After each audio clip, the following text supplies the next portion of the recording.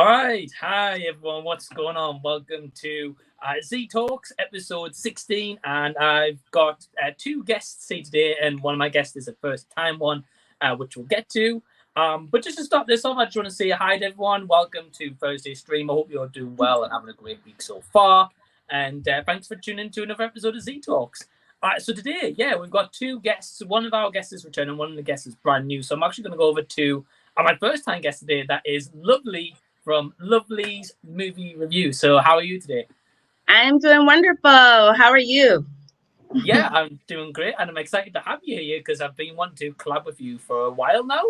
And thank you. And like what kind of project could I get you on, or kind of so I think the stream certainly helps. Yes. So yeah, doing great. So Lovlee, anyone who doesn't know you, do you want to tell everyone a little bit about yourself and a little bit about your channel? Okay, well, I am Lovlee's Movie Review. I have a lot of energy, fun, humor, talking to the cameras like talking to my best friend, like it's a human. I see all the movies. That is my hobby. That is something I've been doing since I've been a little girl. My grandmother took me to the movies every week. We actually went on Wednesdays and Sundays. So I have watched movies my whole life. And every time people talk to me, I'll be like, did you see that movie? Did you see that movie? So that is the reason why I created this channel. And I love it. I talk about everything. And, I just like to have fun. I just like to have fun and keep it positive. Right. Yeah, absolutely. And I think that comes across in your reviews. You're always very passionate and energetic and always hyped up, which I love. Right. Just comes natural. Right. And yeah, I think it's just a case of whenever you talk about a movie, whether it's a good movie or a bad movie. Yeah. I definitely feel like it. You would think I produced some of these movies the way I'm so passionate about it. So definitely, I definitely love movies, talking about it to everybody. That's why I created the channel. I would talk about movies to everybody. So they was like, you need to start like a channel or something. I was like, maybe I should. So, yeah. Right. Yeah, absolutely. And I love it. And I just want to kind of implore everyone who isn't subscribed to Lovlee's Movie Reviews, or you've maybe never heard of Lovlee yet, please go subscribe to her channel, go show her some love. And she's also close to nearly 100 subs. So let's get to that 100. I'm starting slow. So thank you, please. Anything would be appreciated. Well, to be fair, lately when you've been doing your reviews, they've been really doing well, and you've been hitting some big numbers as well, which is awesome. I can't lie, you guys. It's going to look like I'm totally teacher's pet right here, kissing up. But if it wasn't for this guy, I would have not only given up, I wouldn't have had, the tools I needed to be successful. Because I actually reached out to him, and, Mike was so supportive. And, I was taking any kind of criticism because I wanted to quit. I was like, man, this ain't working. I'm getting like 2-3 views, and I have 4 kids. I was like, what is going on? He was like, I just have a small suggestion. You could take it. And each one just kept getting better and better. So my last suggestion was, you might want to invest in a little better technology, just, whenever you can. And it did work, because you got to invest in it. So, that's what has helped me. So I'm so appreciative of it. Oh, yeah, no. Mike, you're such a good guy. You're such a good guy. Oh, Mike. It's true.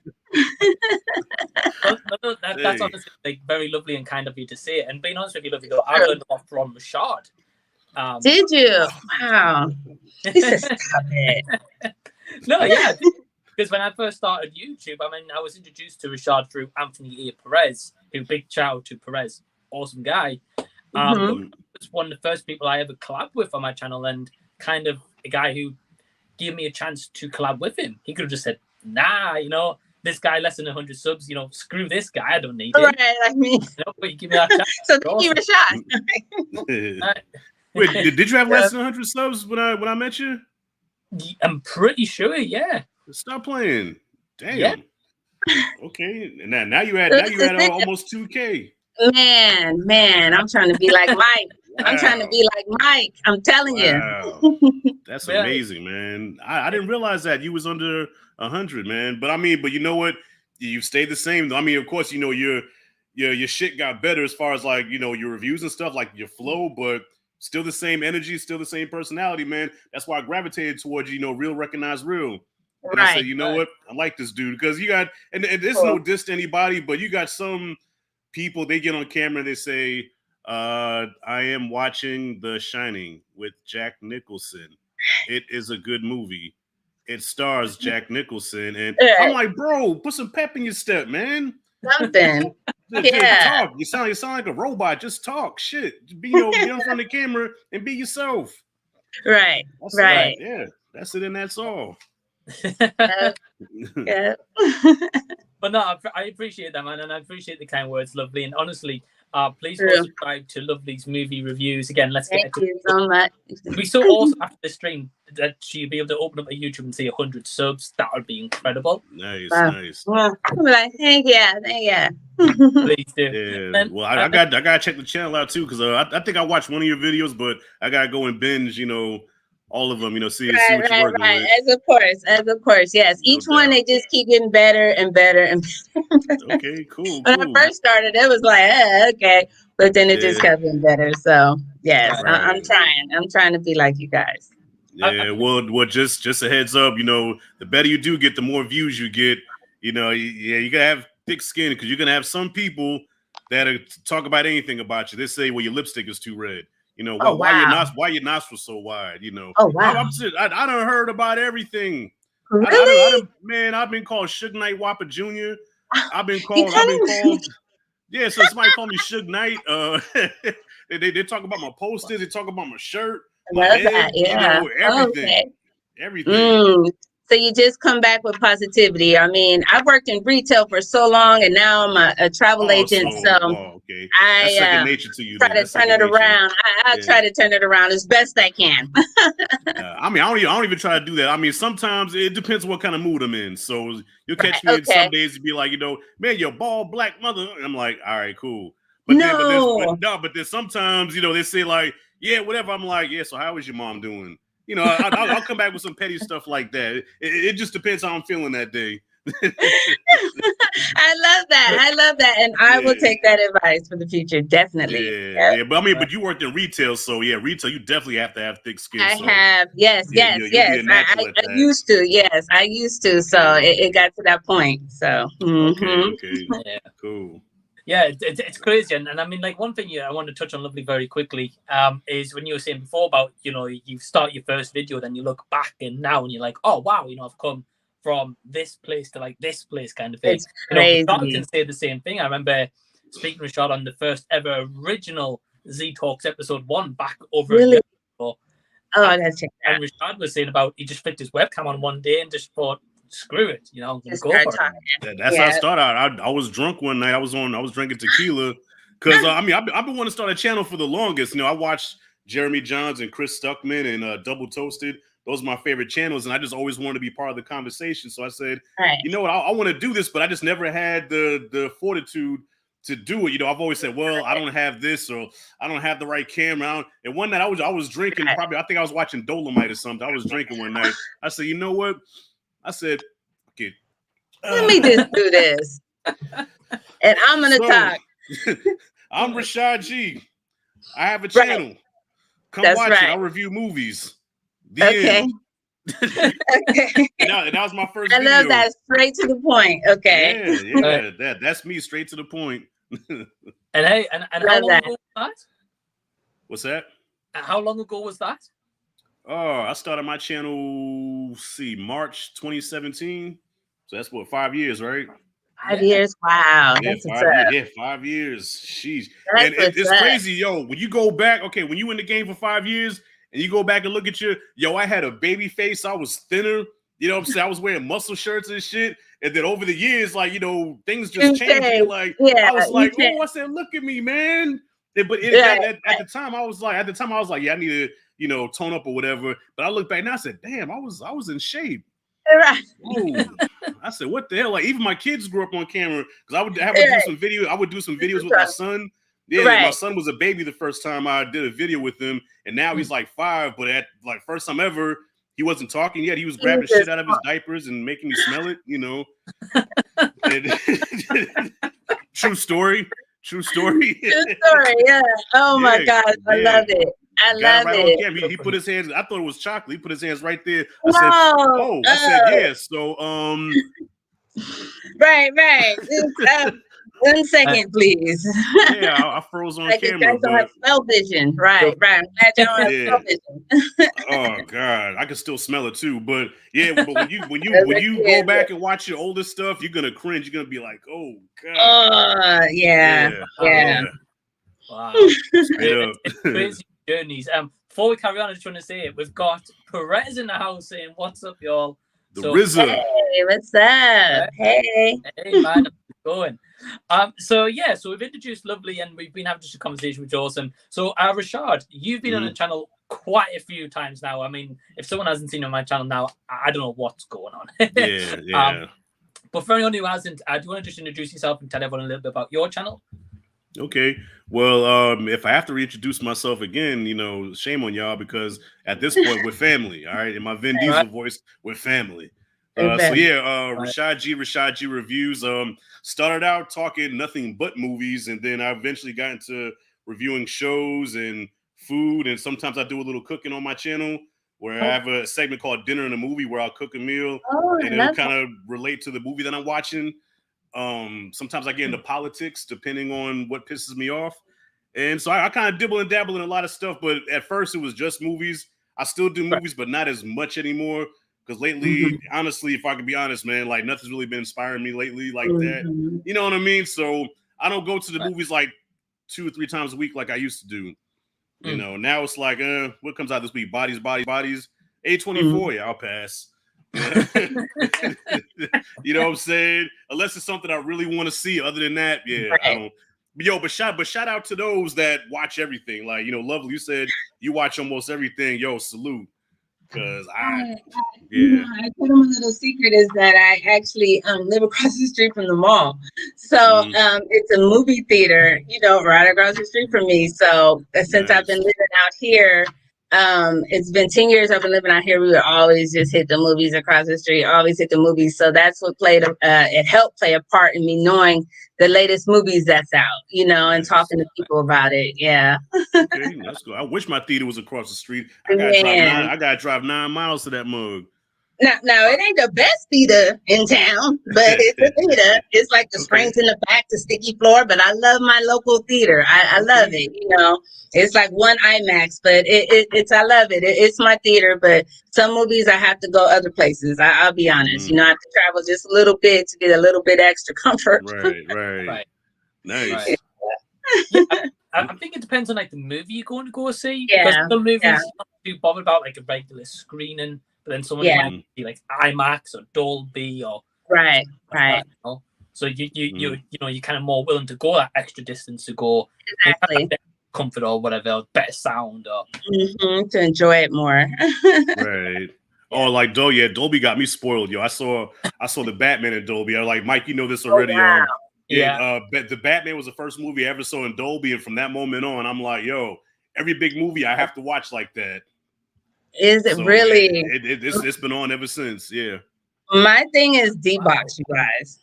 I have to have, if it's an action movie, it has to be in the D-Box. And the D-Box moves and shakes with you. So I have to do the D-Box. I have to do the D-Box for something that's like for Jurassic Dominion. I had to do the D-Box. It's like the dinosaur was right behind. I was like, what?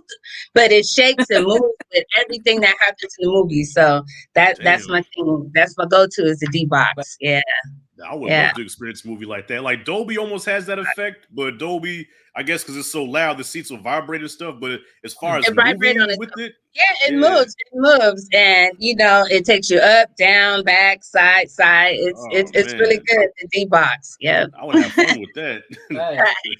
But I bet in that D-Box, because we have something similar called 4DX. Oh, okay. I bet with that D-Box, because I've never done it, I bet you can't have a drink or a popcorn, because as you're gonna like take a drink, that I'll be like, man, you really can. It's in the holders, but they're so separate. It's like your own individual recliner. So you really can't. You really can't because it will shake. It depends on the scene. It's like, oh man, it's like, oh okay. you know. But if the movie is boring, if it's a boring part, and you're like, okay. Oh, I was like, okay, Yeah. what was that? Okay, so Yeah, it does. I'm messy enough. I'm messy enough as it is because I always had like by the time the movie's over, I always have popcorn in my beard and stuff, and you know, I'm a messy baby, man. And then sometimes I go to sleep on the movie, you know, and right, yeah, exactly. be sitting there knocked out. It's so funny on Rashad's reviews. A lot of time he'd be like, "Oh, I'm gonna go see this movie," and it's like, "Yeah, I fell asleep on it twice." He'd be like, "Yeah, was that Nope? I fell asleep on Nope twice." No, you didn't. Well, we not giving spoilers, are we? No spoilers. I've not seen it. Okay. I did see it. I don't even know how to spoil it. I don't know how to spoil this movie. It's horses, alien. You know you're gonna see an alien, and it was a part that you know it is some boring parts. It is a part with a lot of dialogue. Let's just say it's some parts with a lot of dialogue. So yeah. I was out like when once you lose me and I get confused. You can't come back. It's hard to come back. Yeah. I'm out. I tried. Like I pinch myself. I kind of like, you know, I try to come back, but sometimes it doesn't work. It's just too far gone. It's just too far gone. And I saw it in Dolby. Like I saw it at the loud. Oh man! The crazy thing about the movie is when it got loud like boom. Right. And then it would go from loud to dead silence, just like that. Yeah. So in the dead silent parts, that's when you would hear me. And I'm like, damn, I know they heard me. Like he is relaxed right now. He is really relaxed. Yeah. My kids pick at me too. My kids be like, "Daddy, you snoring over there?" I'm like, "I ain't snoring, man. I'm up. I'm watching a movie." Jeez. That's kids for you. That's kids. How many do you have, Rashad? Two. 17 and 6, about to be 7. Oh, okay. Yeah, okay. That's a big gap. You got 4. That's a big gap. I have 4. That's my contributions to society. Those 4. Girls, boys? 2 girls and 2 boys. I doubled up on each. Yeah. Girls, 2 boys. And they all completely different. Completely different. Nice. Yeah. But I know I always got 3. I got 3. You know, my youngest son is 9, so the jury's still out. But you know, I always got 3 supporters. You know, you always gonna get them 3 views and them 3 likes. So. Oh yeah. Yeah. They're young adults, all of them. So. Yeah. Well, my daughter's 17, and she can be difficult sometimes. Well, she's at the tail end of being a teen. Like when she first became a teenager, like from 13 to 15, I didn't like her. But from 16 up to now, she's okay again. She's okay again. I'm like, what happened to you? You used to fit right here, and you was just the most adorable baby. And now you know, they don't want to talk to you. Boy, I tell you. Full of attitude. That he's also got 4 children. Yes, great things in common. See, great minds think alike. Right. Yeah, great minds think alike. That's a perfect number. Perfect number. And I think it's awesome for you guys, especially because I haven't got any kids, but I know you guys do. Is, you know, Lovely, you recently had, I think it was your daughter in your one of your recent reviews. With the black phone on as well at times, which is awesome. It's a black phone. Thank you. She's actually the one that gave me the courage to do it, you know, because she keeps me in touch, you know, with social media and things like that. And, you know, she was the one that told me to just go ahead and start it. So that's why I asked her to come on there and talk about the black phone, because at first I didn't want to see it. You know, I'm like, I don't want that stuff on my psyche. I'm gonna be nervous and scared. But it was totally different. It wasn't like that. I actually really, really enjoyed that movie. I thought it was really good. You know, the black phone. I love that movie. Yeah, I loved it. Yeah. And I thought it was really amazing, and I didn't want to give too much away. So that's why I was looking at her like, man, what can we say about it? You know, what you think? And it was just really good. It was amazing, man. I really enjoyed the black phone.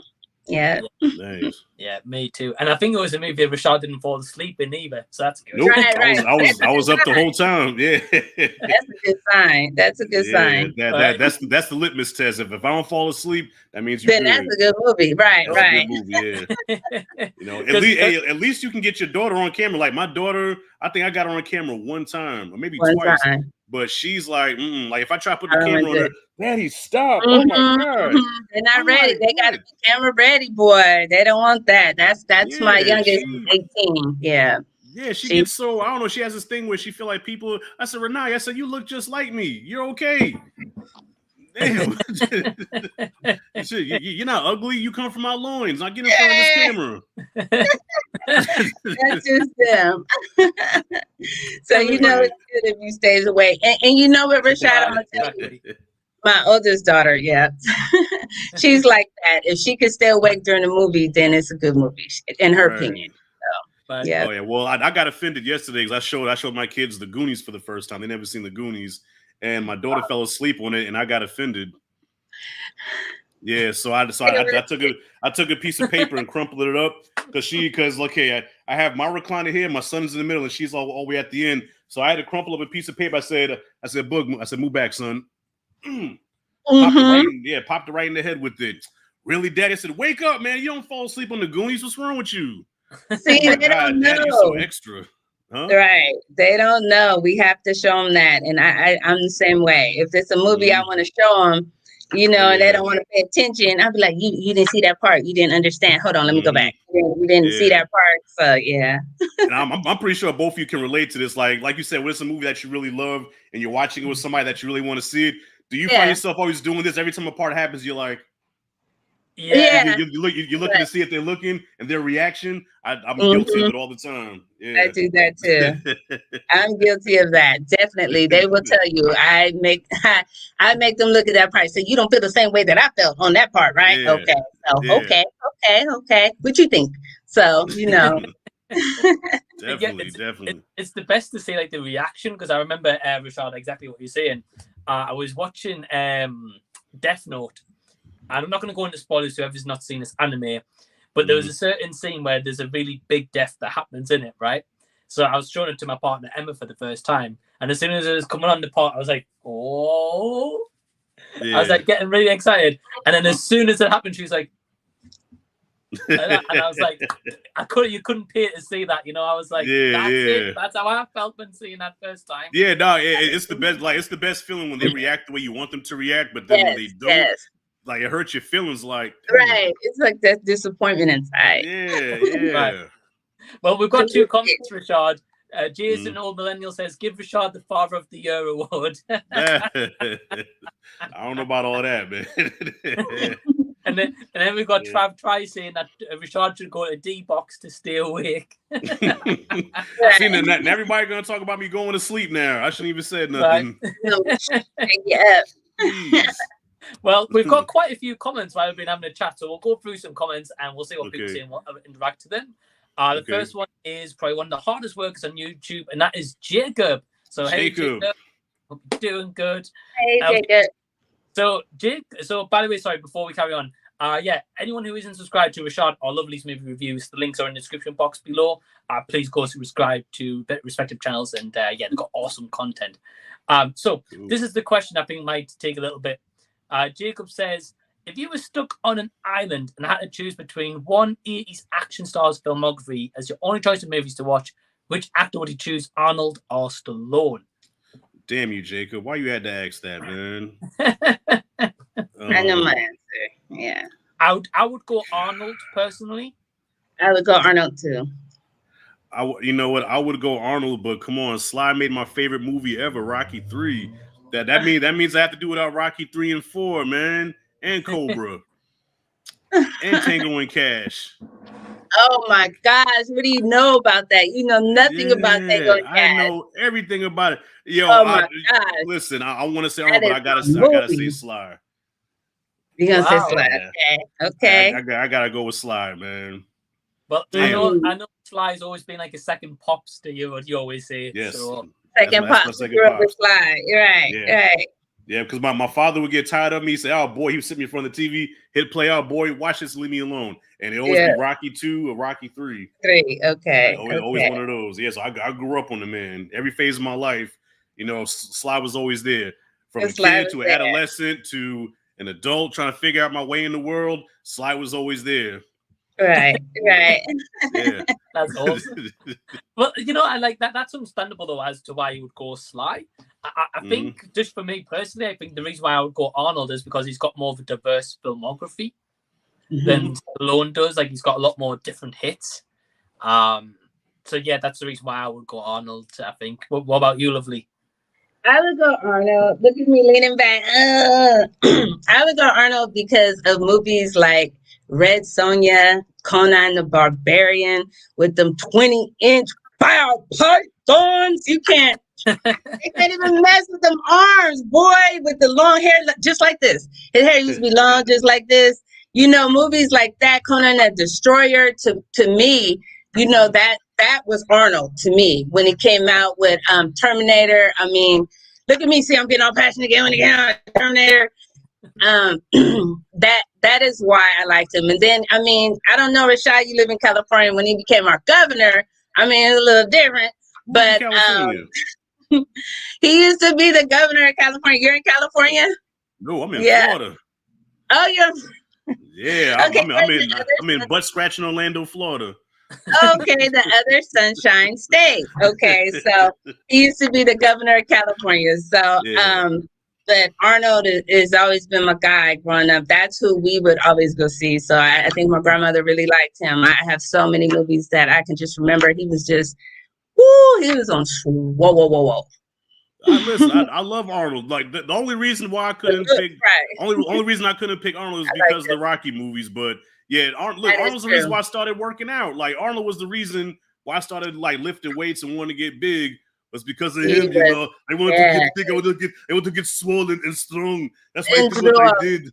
Get to the chopper, and then Predator. I mean, man, those movies like that. So it was more visual for me why I chose him, if you can see. So yeah. Well, that's fair. But I mean, one thing I noticed was when me and Rashad was covering like the Rocky movies on his channel or Rambo, it was a fair point. Like Rashad was saying, as Arnold was getting bigger and muscular in every kind of movie, so was Stallone. And they was trying to keep body up, fat and they were trying to compete, and then now they both just shrunk. Yeah, they when you get older, they shrink, you know. So Sly's actually still a big dude. Like to be almost 80 years old, Sly's in really good shape. You know, Arnold too. Yeah. It's crazy, yeah. But no, I mean that's an awesome question. So firstly, thank you, Jacob, for the question. And I think it's always a debate on the two, to be honest. But yeah, awesome question, man. So thank you. We've got Cinematic Tendency saying sup everyone. So hey, Cinematic, hope you're doing good. Hey. We've got Jason the Old Millennial saying, hope you're all doing well, Mike and guests. I woke up with a fever today and feeling terrible. Oh no! Please take care of yourself. I just got better. Well, Jason, try this, man. Try this. This is one of my mom's home remedies. It might sound crazy, y'all, but try this. Don't knock it till you try it. Take an onion, cut an onion in half, right? Take the fleshy part of the onion, put it on your bottom of your foot, and put a sock over it, and sleep overnight. Then by the morning, your fever will be totally drained out. Wow. Oh my gosh, we have to be the same age. I've heard about it. Yes, I have, and it actually does work. So I've done it for my son. Mm-hmm. Just don't walk on them. Just put them on before you go to bed. Let them sit on the bottom of your foot, and you're welcome. That's right. Wow. Yeah. Okay, I've never heard of that. I hope you feel better. Definitely. Stay well. It's one of my mama's one of her home remedies. She has a lot of them, but that's one of the main ones that always work for me. But she has some weird ones too. You know, you'd be like, "What the hell?" Yeah. I kind of want someone in the chat to ask a question about other remedies. I'm intrigued. I'm embarrassed to say some of them that she tried. That's fair.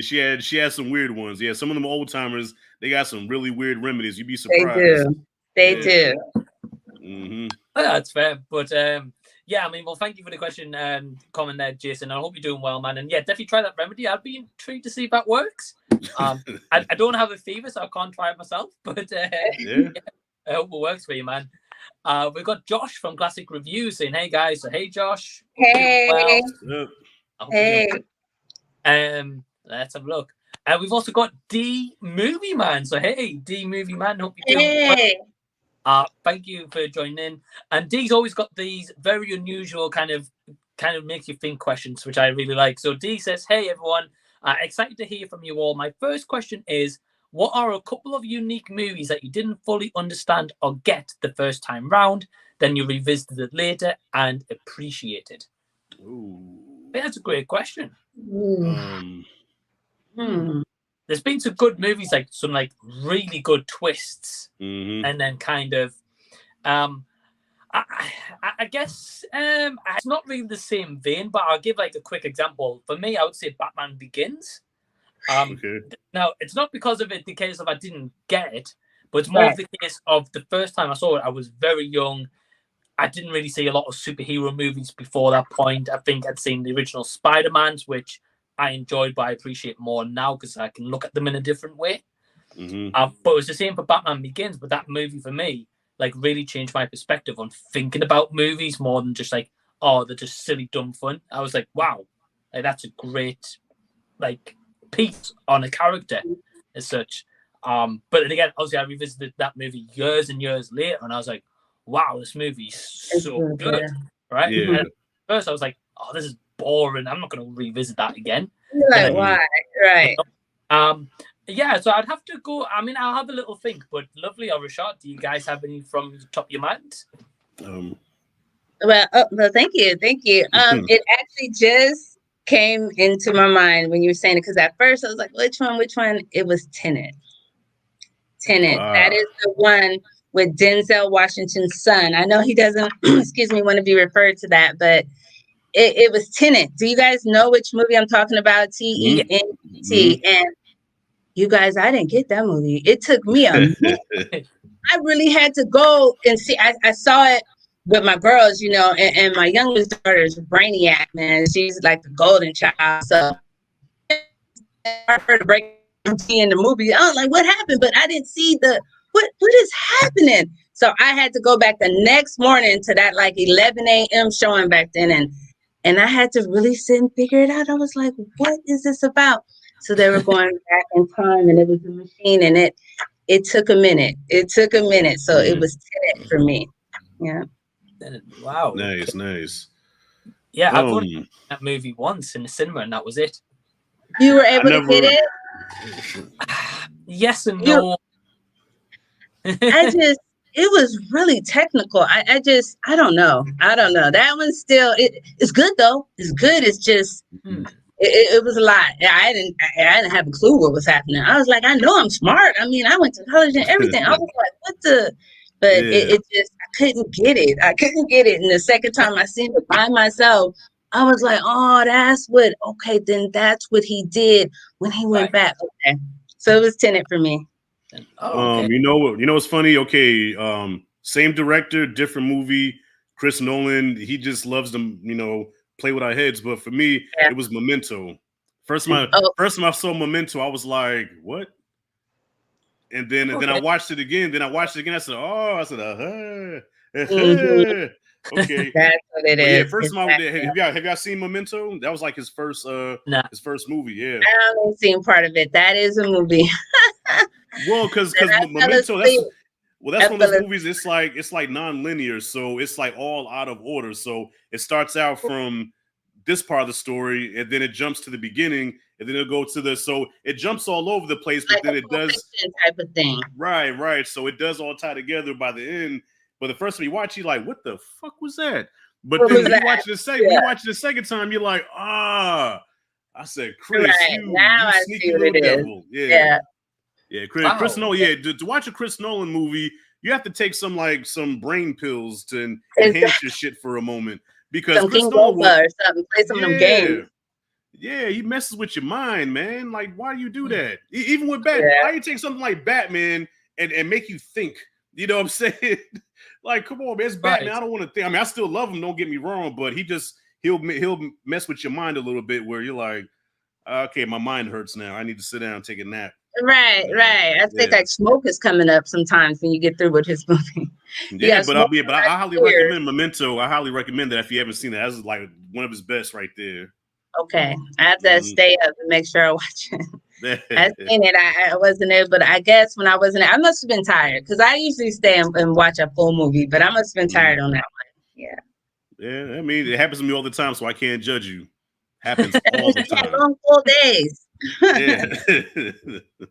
Yeah, I haven't seen Memento either, Rashad, so I'll definitely have to check it out, because I mean, I like Christopher Nolan movies. The ones I've seen, I've liked. Tenet, I was a bit on, but like Lovely was saying, if you go see it the second time you might appreciate a bit more on some things you didn't kind of see.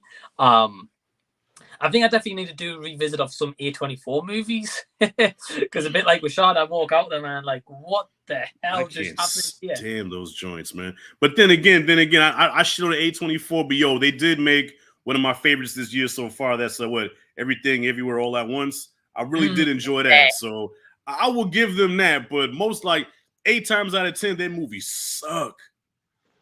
I hate A24 sometimes, man. Yeah, you know, off the top of the dome, that one, and then what's the other one that I liked? Ex Machina I thought was pretty good, and there's probably another one that I'm forgetting, but those like the main ones that stick out to me. Yeah, I think with A24, like Rashad, I'm like the same with yourself. It's something that I think like this is the same studio like that made that, like Everything Everywhere All at Once. I was like, what? Yeah, I was like, we get the likes of that, and then we get the likes of Men, and I'm like. I haven't watched that movie. I haven't watched that, but I did watch my Q did a like full recap of the movie, and just his recap creeped me out, and I'm like, I don't want to watch this, because I got uncomfortable just hearing him talk about it. I'm just like, I'm good. Yeah. I really wish you watch it. I would love to see your reaction on that. Man, I gotta be drunk. I gotta be on some tequila to get through something like that. Lovely, have you seen it? I haven't. Oh, I guess I haven't seen everything. No, I haven't seen that. No. Yeah. I'm gonna check it out. Which one? Men or Everything Everywhere All at Once? Everything All at Once. I think you're gonna enjoy that one. That to me, that's what Multiverse of Madness should have been. I missed that one. I got to check that out. Definitely worth it. Okay. Yeah, I would love to know your thoughts on it if you got a chance to check it out. I think it's really, really good. But I want to thank D for the question, so that was awesome. Thank you, D. We got Playtendo. Pete's in, evening, my guests and everyone. So hey, Pete, hope you're doing well. Thanks for tuning in. And of course, we got Jamie Lee. Saying, hey friends, glad to catch you live, and we'll sub to Lovely. So awesome. Thank you. Awesome. So like a wolf right now. Jamie's tuning in from Australia, so I think it's like 4 o'clock in the morning her time. Oh my goodness! It's early riser. She hosted a stream yesterday at like 6 in the morning, man. Right. Damn. I don't know how she did. Like 6 in the morning. I still got my morning breath and my morning voice where I'm like gravelly. I sound totally different in the morning than I do during the rest of the day. I don't know how she did that. Right. I wake up like, good morning. So on the live stream. For real. Damn right. Like my voice needs some lotion or something. Whereas the video we did that stream, she sounded like she hadn't slept. It's incredible. That's a gift. That's a up. You're nocturnal. She's nocturnal, right? Pretty much, I think, yeah. But Jamie, well, thanks for tuning in. We've also got Trav saying what's up. So hey, Trav. What's up? Coming to the channel next week. We've got the latest entry in the Michael J. Fox filmography where Trav is joining me for Homeward Bound. So that will be awesome comedy for you. I did cry at that movie. So you cried at Homeward Bound, yeah. Oh, you did? And like any movie that's got like about a dog or a cat, that's me. I'm gone. Homeward Bound was good. Yeah. I can relate. Yeah, I get anxiety when I watch movies where the animal's kind of like the co-star of the like kind of like with Prey. I get anxiety because the first thing I'm thinking of is I don't want nothing to happen to the dog. Well, exactly. That's the first thing on my mind. Right. I seen Prey too. Yeah. Did you like Prey? Yeah, I thought it was straight. Yeah, I thought it was all right. It was all right. Yeah, it was cool. Yeah, I was surprised. I put it, I did get upset with our boy Perez, Mike, because he said that the first Predator was better and my pressure went up. No, I mean, he said it was better than the first Predator. Excuse me. He said Prey was better than Predator, and I lost my shit. I said, no, that's I don't know about that one. In my opinion, I don't think so. I think it was good. I think it was good. I think it was better than 2, but I don't think it was better than Okay. Let me ask you. When's the last time you watched 2? It's been quite some time. A minute. Go. That's I think the one 2. with Danny Glover.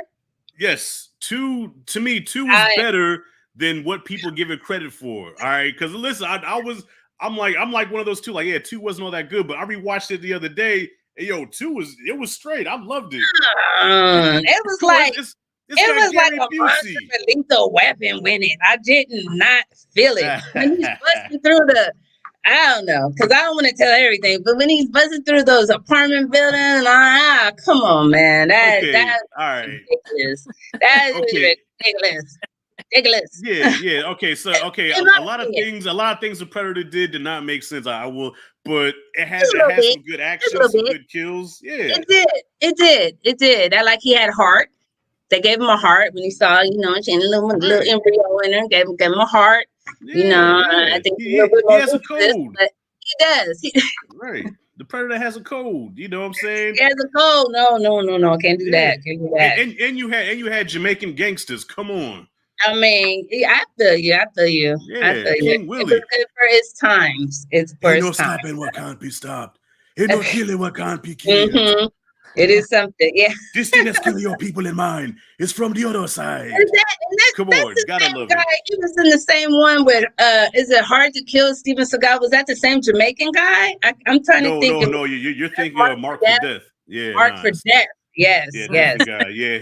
The guy from Predator 2. He was in Coming to America. He was the chick that Eddie was gonna marry in the beginning. Okay, yeah. Her father, the one that brought her out there is like, I present to you my daughter. Oh, yeah, that was. I know who you're talking about, right? His voice just stayed the same. I know you're talking about, yeah. Mm-hmm. King Willie, yeah. But see, I haven't seen Prey yet, right? But I think I said this on one of my streams. I've only ever seen tiny bits of the first 2 Predator movies, but I've actually never seen them in their entirety. Mm-hmm. The only Predator movies I've seen in their full is the 2 after Predators 1 and 2. So that was Predators. Predator and the Predator. That's my experience of like the Predator franchise. Okay. The Predator. The Predator was terrible. I heard.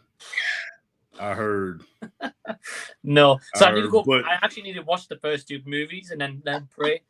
Well, you know what? I wish you would have because Darnell, our friend Darnell. He inboxed me. He says he never seen the first Predator. Now he happened to catch me when I was drinking, and so I DM'd him back, and I left him like alone. I said, "Man," look, stop what you're doing right now. Whatever game you playing, whatever anime you watching, stop what you're doing right now and put on Predator 1 now."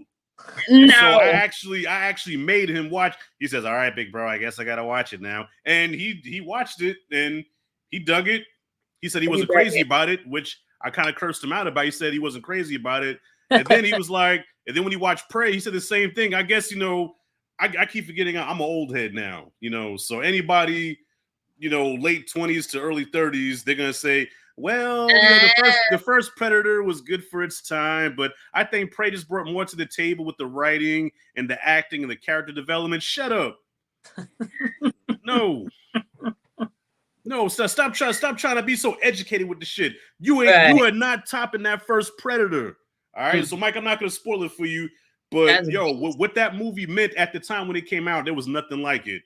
No, there was nothing like it. Like that movie brought something to the table that we've never seen. And no matter what they do with this franchise, they'll never be able to duplicate. They'll never be able to do that. You know what I'm saying? Love, you know what I'm talking about. Yeah. I completely agree. You got Carl Weathers in there. I mean, the fact that it was something that we had never seen. That's the thing about it, that he did the camouflage. It was just bomb. It's just a bomb idea. I love Predator 1.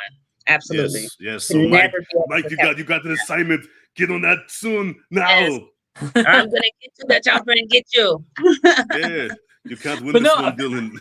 But no, I think you make a great point, though, Rashad. As you said, like there was never anything like it at the time. So for a lot of people, even now, they're like, well, that set the standard because that was the only standard. Yeah. So it's like if they remade a movie now that had it, like say in the 80s or 90s, that was the first time they've ever done that concept. You're never going to be like the Terminator movies. Never captivated. Yeah. Terminator movies are awesome. Right. And ever since, they've been absolutely diabolical.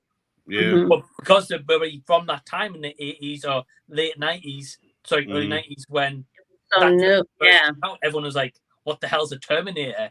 Mm-hmm. It didn't exist. As far as I'm aware, there might be movies like it. I don't know. You guys might know more than me. Oh, the Terminator scared me. I first saw the Terminator. I was 5 years old, and my father should not let me watch that shit. My father let me watch some things I should have watched. But the first time I watched that first Terminator, man, when he took that scalpel and put it in his eye and took his eyeball out, and you could hear like that. I'm like, oh god! I thought he was a robot for real. Like at the time, the effects was so good. Like I think that was the first Arnold movie I ever seen. I think the first Terminator was the first Arnold movie I ever seen. And then after that was like Conan and then Commando. But yeah, that first Terminator, I was scared of Arnold. He was scary in that, man. And it's funny, like my opinion changed over time because at one point it was all about T2. You know, I thought Terminator 2 was the best thing since sliced bread. But now I think I gravitate more towards the first one. Now I still love both of them, but that first one to me was just so gritty and scary and just, you know, I like second the first one. Yeah. Yeah, because the second one, I felt like I liked that she was like a strong woman because she had seen so much, but I thought she was so hard. Like, I don't know. I felt like the first one, I think it was new and she was so innocent to it. I'm talking about, you know, the woman that plays Sarah Connor, and her character was just so new and not knowing what to do. And I liked that. But when you came in the second, she was like a beast. She was like, you know what?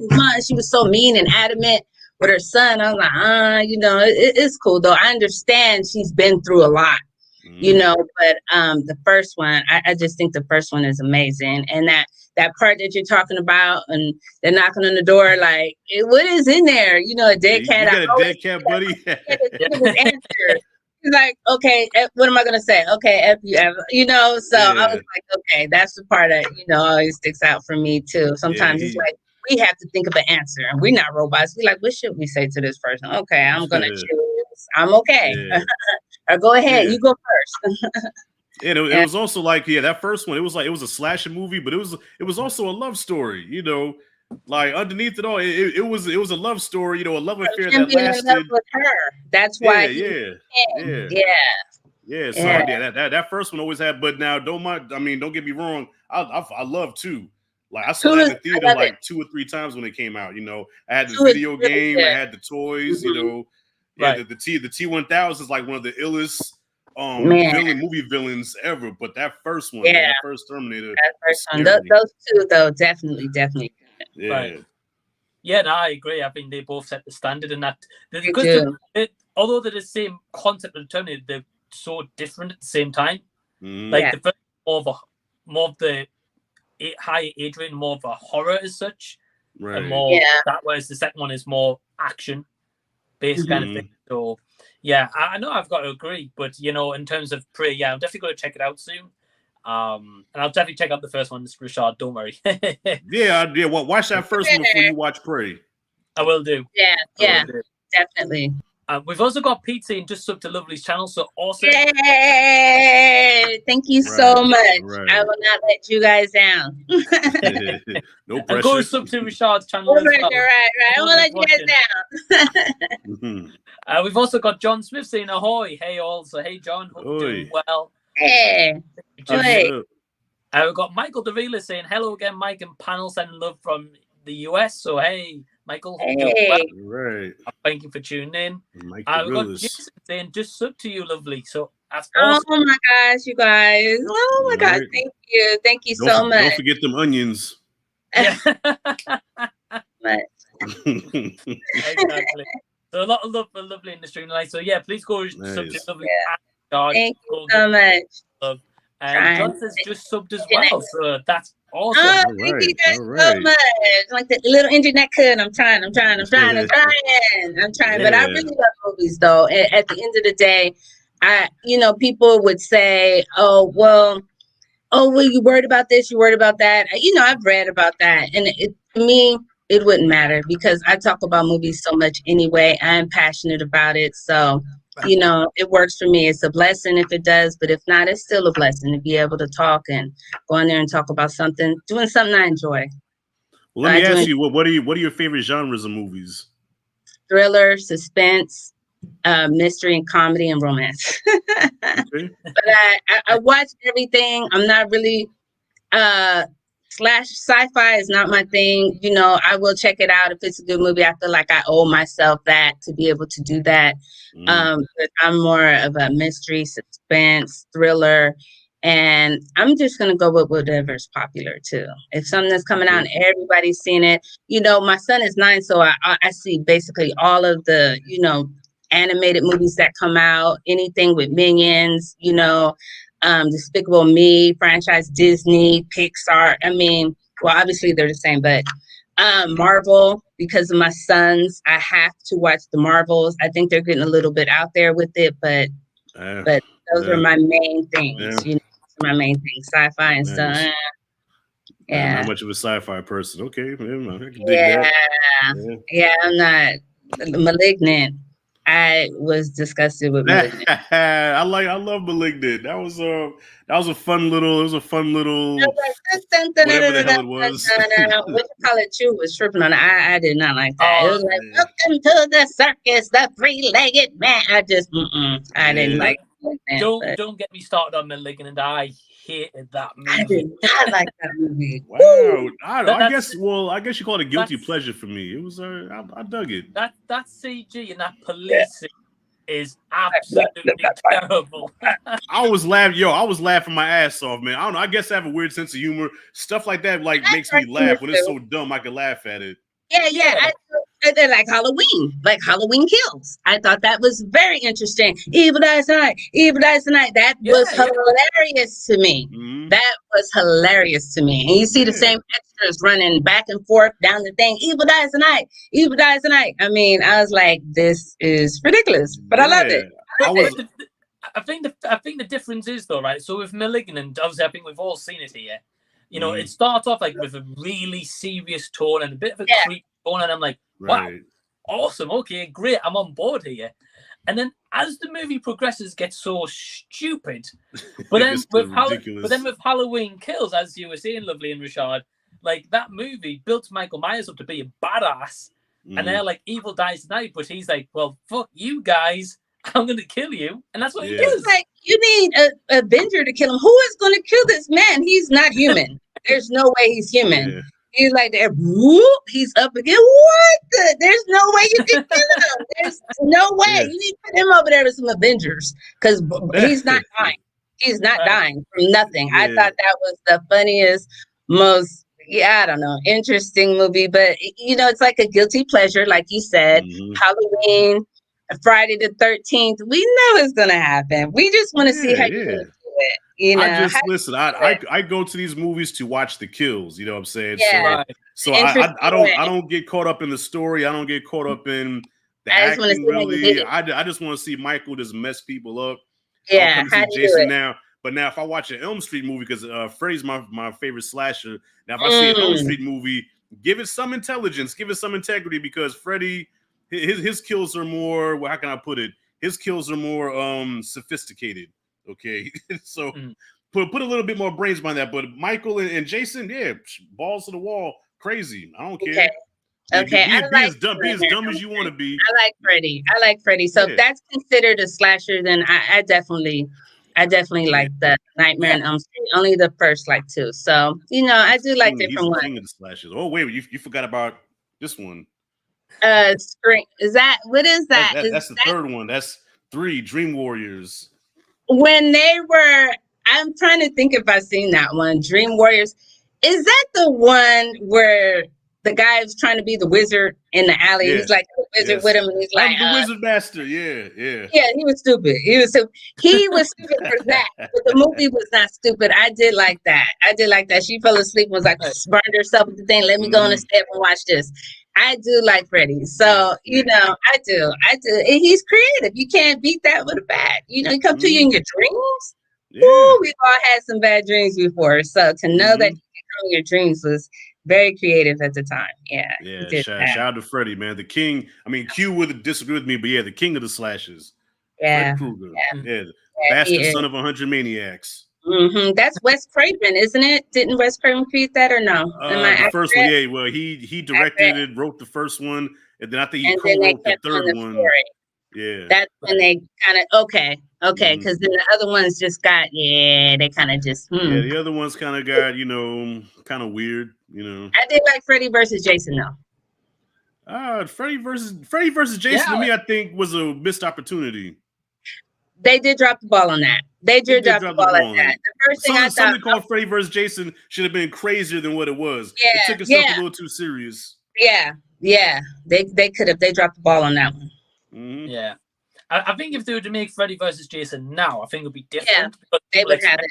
Stupid movie from that, Yeah. I think it went. Well, they focus too much on the kids, on the people, on the we don't care about them. If it's called Freddy versus Jason, the kids are an afterthought. I want to see Freddy and Jason get and down. how he's gonna do it exactly. It's like when they do that with any movie, though, like Godzilla v Kong, like for example, go see Godzilla v Kong.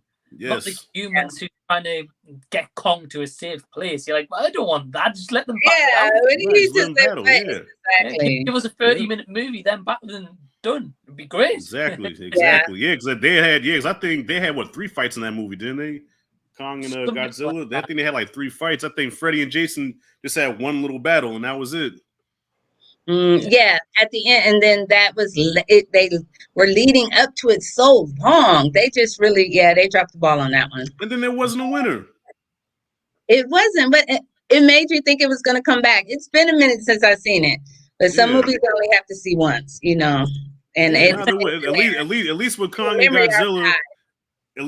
Godzilla, there was a winner. Even though I didn't like who the winner was, right? We did get a winner. Yeah, because I was Team Kong. Because Godzilla won. Yeah. Technically speaking, yes. Godzilla, he won the first round. Kong won the second round, and then Godzilla won the third round. Just took him down in the last match. He had that scratching shit. Yeah, the long nails. I don't got my nails on today. My Edward Scissorhands. Yeah. Not to mention they cheated because Godzilla's got T-Rex arms. But how in this movie he has a long reach all of a sudden where he could put his dukes up? They cheated. Right, he has some go gadget ones. Underdog. Let's go. Yes, I was Team Kong all day, man. Me and myself, we both in the theater doing this. Right. Yeah. I love Kong too. So you're not alone. And trying to say, look at you, Alien vs Predator. The first one is kind of a guilty pleasure. Mm-hmm. Yeah, I agree. Especially with the with Prey now, it's only a matter of time till we get a new Alien movie. Yeah, I would have thought anyway, but we've got quite a few comments, so I'm just trying to get to them. So, Mike, have you seen the Alien movies, Mike? I've seen the first one. So you never seen Aliens? Nah. Yo, okay, so bust it.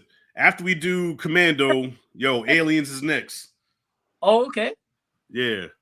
Well, that's my favorite sci-fi movie. I love Aliens. Really? I hate Aliens. Yeah. I hate Aliens. Well, class is in session anyway. So that's more sci-fi. That's why that and demonic is shaky with me. Those are shaky with me. Well, Alien is more horror sci-fi. More horror sci-fi. Yeah, I just I can't do that. You didn't like Alien or Aliens? I watched it. I liked it, but if I'm doing this, I'm good for this. I'm good for this or something. Or I'm good at this in the theater, you guys. I won't look, but I look at everybody else's reaction. Ooh. I was like, okay. Yeah, so I've only done that one time in my life. I went with my friend. His mom took us to see Pet Sematary. I was 9 years old. And I spent most of Pet Sematary like this. She's wrong. I was like, yeah. So it got so bad where I was like, and my friend's like, open your eyes. I said, no. And I can still hear it. Yeah. That's like The Hills Have Eyes.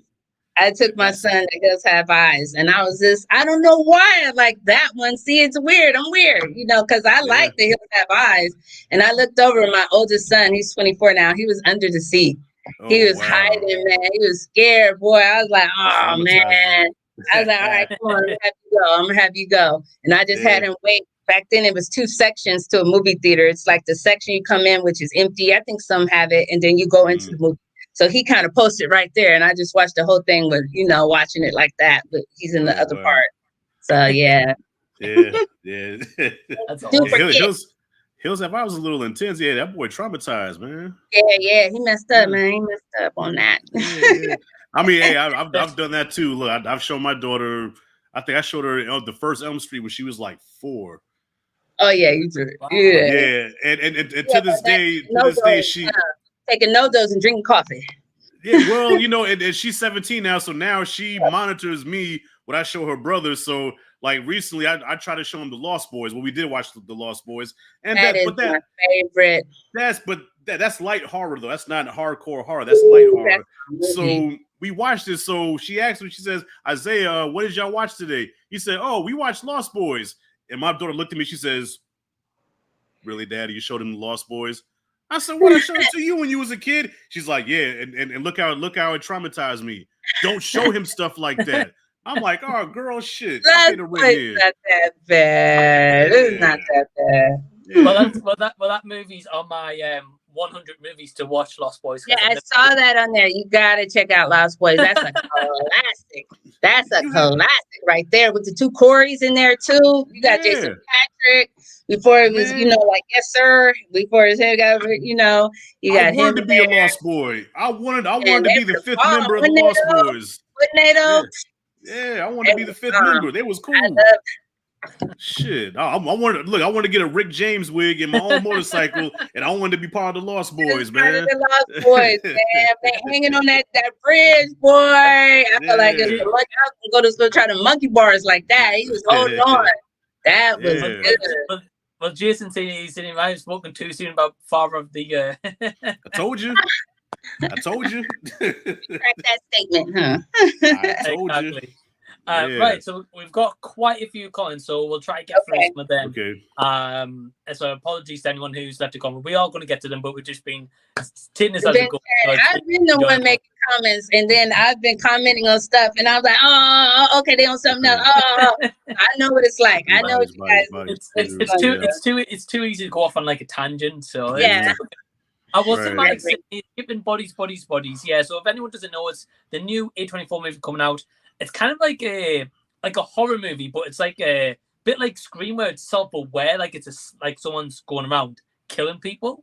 Mm-hmm. So it might be one of those in the A24 where it might actually be good. So, but I'm intrigued to see it anyway. But I can see why he's skipping, and I know Rashad's not really too keen on. I'm watching Day Shift tomorrow instead. The Jamie Foxx vampire movie. Yeah. Right, yeah, I've heard about that. Yeah, I've just never not seen it because you said it just comes out tomorrow, so right, I'll check it out.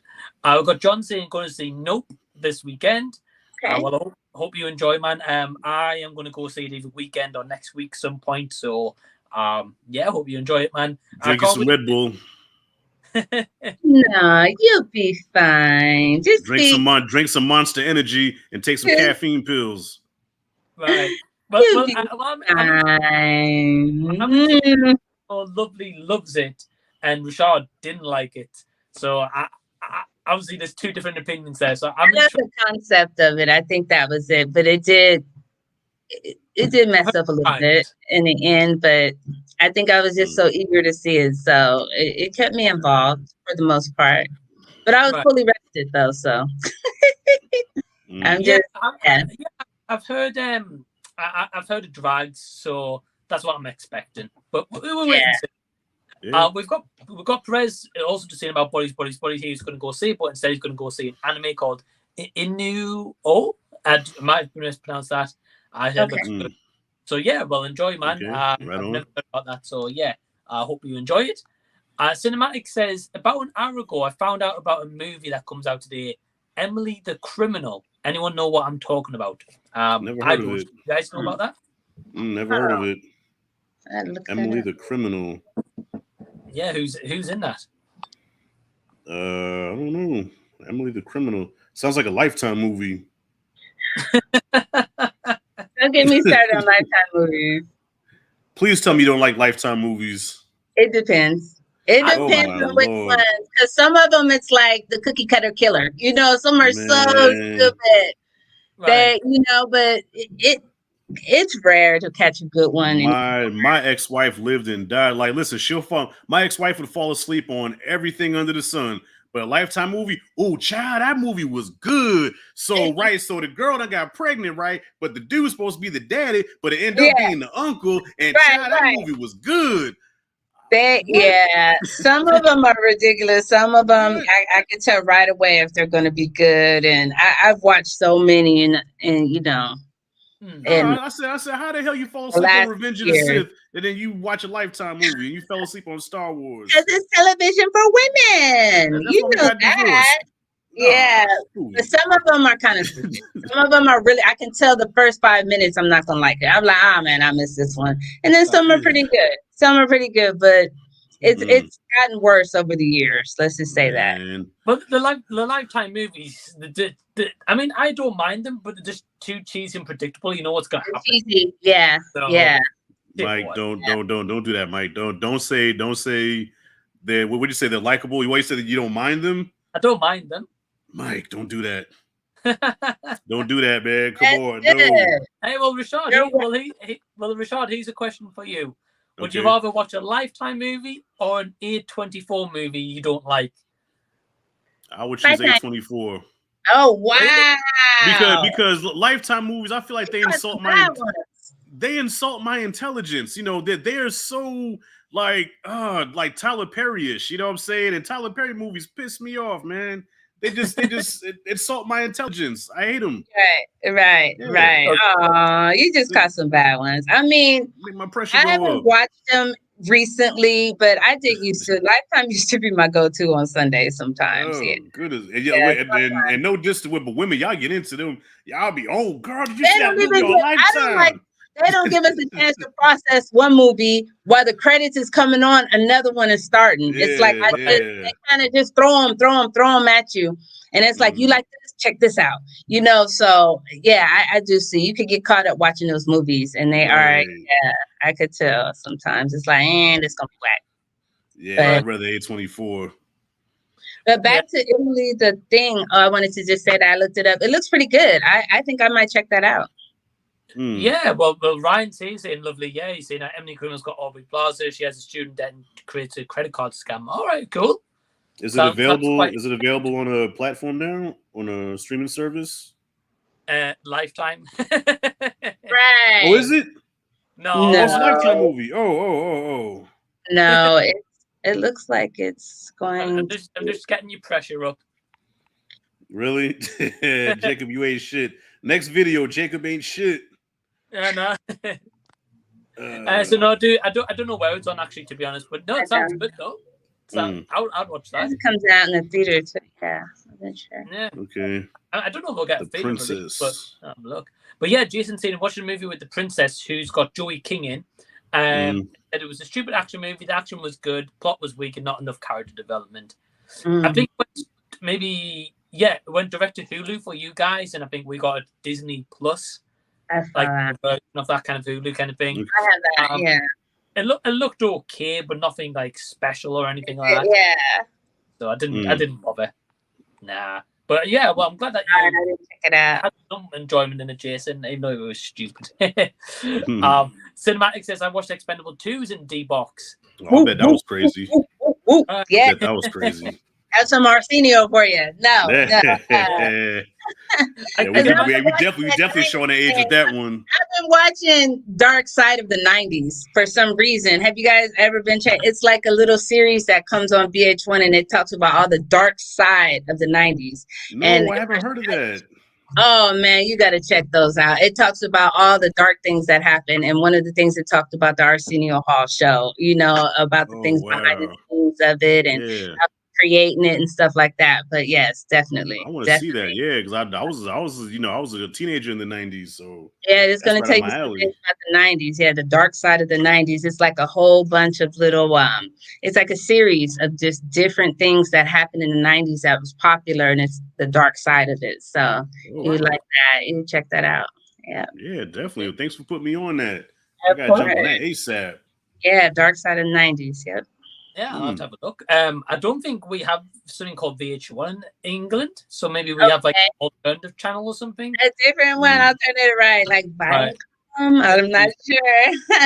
But yeah, I'll be intrigued in that. I mean, I was born 1990, so I was. I mean, obviously, I didn't grow up. Definitely grew up exactly in that time. Yeah. Damn. We got Perez saying, "Yeah, I heard of Emily May. See it soon." Well, if you do, dude, yeah, enjoy it. Get out too. I wonder if Perez heard me talking shit about him in Predator. That's what I was talking about. I don't think he's commented since, so possibly not. Well, I mean, if you're still watching Perez, I still love you, man. You know. Well, Jamie here says you're going to do that with the Star Wars on Sunday, Rashad. Falling asleep. Yeah. Nah, yeah. Look, I love Star Wars. Yeah, I watch Star Wars all day, except for them last 3. So, yeah, no doubt. Especially if it's Empire Strikes Back. That's my favorite one. Oh man, I thought you were talking about one of my favorite movies. Me too. Me too. Like I could recite that movie from beginning to end. I love Empire Strikes Back. I like it better than Return of the Jedi. So you say you liked it better than Return of the Jedi? I did. Me and myself. Yeah. Did you like Return of the Jedi better than Empire Strikes Back? Nah, Empire. Empire, yeah. Yeah, and yeah, to me, it's Empire, New Hope, and then Jedi. Wow, okay. I agree with that. Yeah. Because New Hope was the OG. You know what I'm saying? That was the OG, and that Battle of the Death Star. Like every time I watch that, gives me chills. You know what I'm saying? Like that scene was so epic. It's very good. And I mean, like Jedi. What's that? No, I could say they put a lot into it. That's what I love about movies. You can see that they put so much into it to make it shows on film. So I agree with you. Right. Now, if you asked me that same question when I was like 5, you know what I'm saying, I would have been like, yeah, Return of the Jedi is the best movie ever. Because I was a spoiled little shit. So I had the whole Return of the Jedi collection. I had the Jabba the Hutt Palace. Yeah, you were spoiled. Some things were back then. I had the Ewoks. I had the indoor play set. You know what I'm saying? So as a 5-year-old, yes, Return of the Jedi is the best movie ever. But now, old me, I'm like, nah. Like Return of the Jedi had its problems. It definitely had its problems. You know. Yeah. And one of them was Harrison Ford. You could tell Harrison Ford did not want to be there and play Han Solo, and it showed in his performance. Like to me, that was like the worst Han Solo we ever got was in Jedi. Right. Yeah, and I do like him. I do like him playing Han Solo. So I agree with you. I definitely. Yeah. Well, we've got Trav. He's just commenting about Star Wars. He's saying Empire is the best movie as a whole, but the ending of Return of the Jedi. Right. That's right. Smart man. Smart. Yeah. Oh yeah. Oh, it's about with Vader and the Emperor and Luke. Yeah. Oh, that stuff was I choke up every time I watch that scene. And well, we've also got Noran Ride saying, well, hey Noran, he says Rogue One holds up on its own easily with Empire and Return of the Jedi. Okay. I don't know if I agree. I like the movie, but I wouldn't go to that one over the originals though.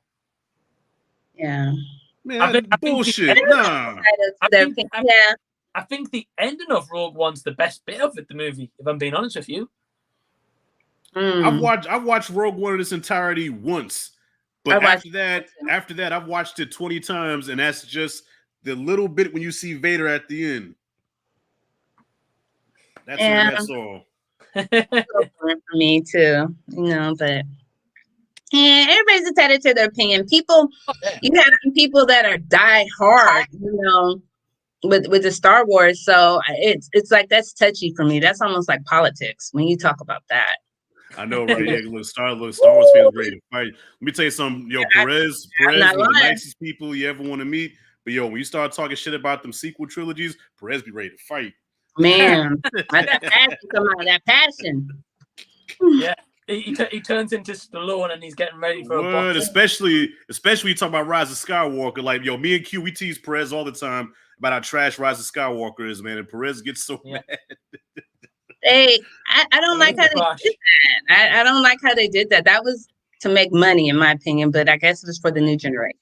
I personally don't like how Look, they kept. I got mad. I got mad and walked out of. Well, I finished the movie, but Mikey, you know the story about my experience with Rise of Skywalker, where I'm sitting in my recliner and the movie's playing. I'm already pissed off at the movie as a whole, and then the ending comes. The ending comes where she says, "What is your name?" And she says, "Ray." I said, "Don't you say it." I said, "Don't you fucking say it." Skywalker. I said, "Damn it." I reclined my seat back. I said, I put my shoes on. I said, "You know what?" Talking to my daughter, that's some bullshit. That is some bullshit. No. And she's like, "Daddy." I said, "Nah, man." I start walking out. I said, "No." I said, "She ain't no Skywalker. She's a Palpatine, and she shouldn't even be that. That's bullshit." And I walked out. And my daughter, she walked out with her covering her head like, "Oh my God." I embarrassed her. I did. Parents, we have to do that sometimes, but I agree with you. I feel you. I feel you on that. I'm pretty sure there's somebody that was sitting in that theater has a YouTube channel and telling their theater horror story experience. And there was this one Puerto Rican guy that he was like a bald Puerto Rican guy, and he got mad. He was cursing at the screen. Oh man, well, what a jerk! He's talking about me. Talking about this one guy. Suge Knight was in there tripping. I remember that moment though, and I was like, "Don't say Skywalker. You're not a Skywalker." Yeah, it felt like a cop out moment. That's what it felt like. Yeah, well, that whole movie, you could tell that whole movie was damage control. It was just them trying to undo what the Last Jedi did. But honestly, I like the Last Jedi. Like I guess I'm in the minority. Me too. That actually enjoyed The Last Jedi, and they tried to undo everything that movie did, and it just didn't make sense. None of it. I agree. Yeah. It's so that trilogy's a mess in general. I like Force Awakens. That one's probably my favorite out of the three. Then Return of Jedi, then Rise of Skywalker. But I agree. Yeah. We've got Ryan here. He says, "How does everyone feel about the Disney Plus increase? You think it will get to Netflix prices in the future? Is Disney Plus going up? Did it increase? I have the bundle that came with the phone. When everybody has all these wars going on for to get new phones, and mine's came. It was a bundle that it's ESPN, which I would probably never watch. ESPN, Hulu, and Disney Plus. Okay.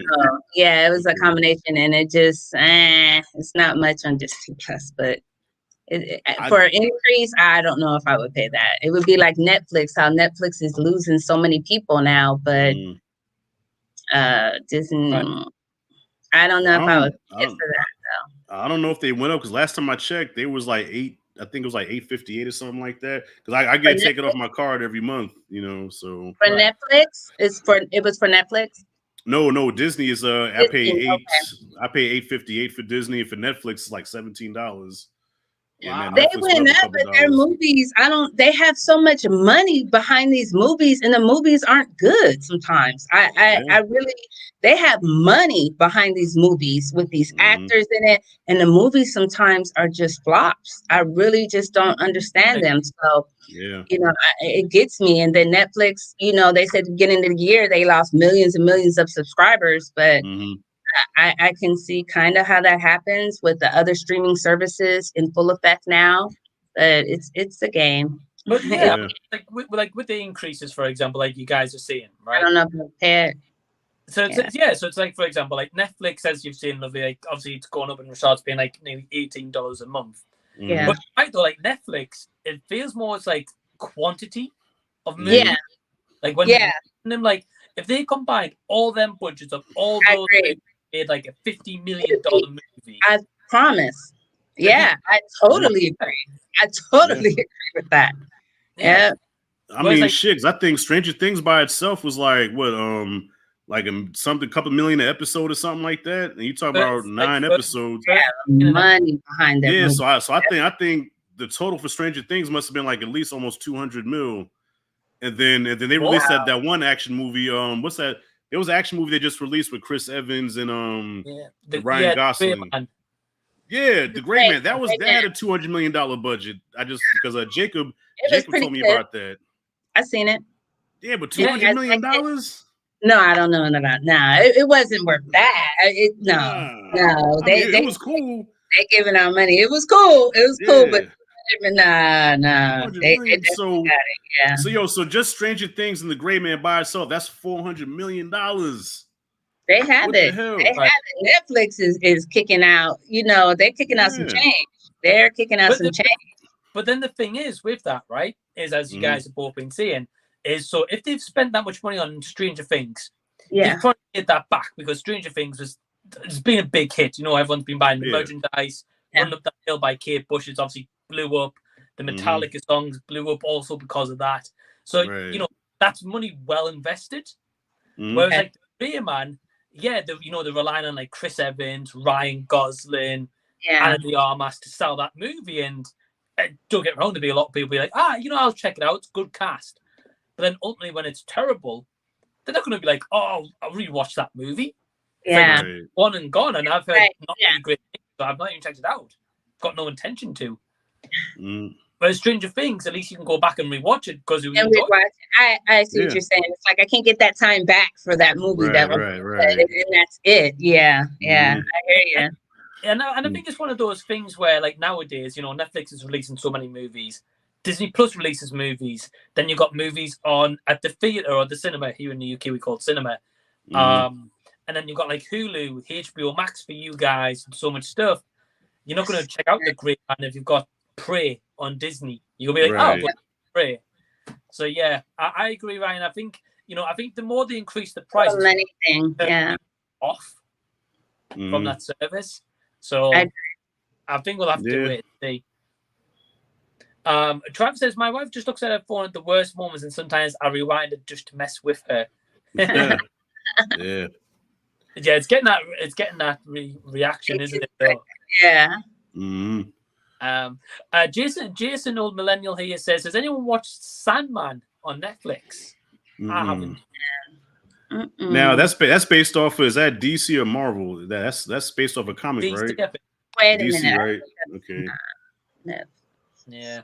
I heard there was some controversy behind that. Like, I heard some people talking about it's some woke stuff and it's it's controversial from what I heard, but I haven't watched it yet though. I'm gonna have to check that out. I didn't see that.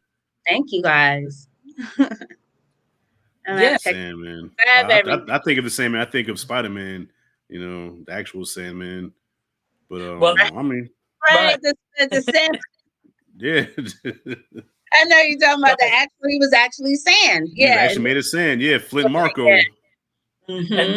And Jason also had to I guess I need to get an onion for his fever. Yes, I'm telling you.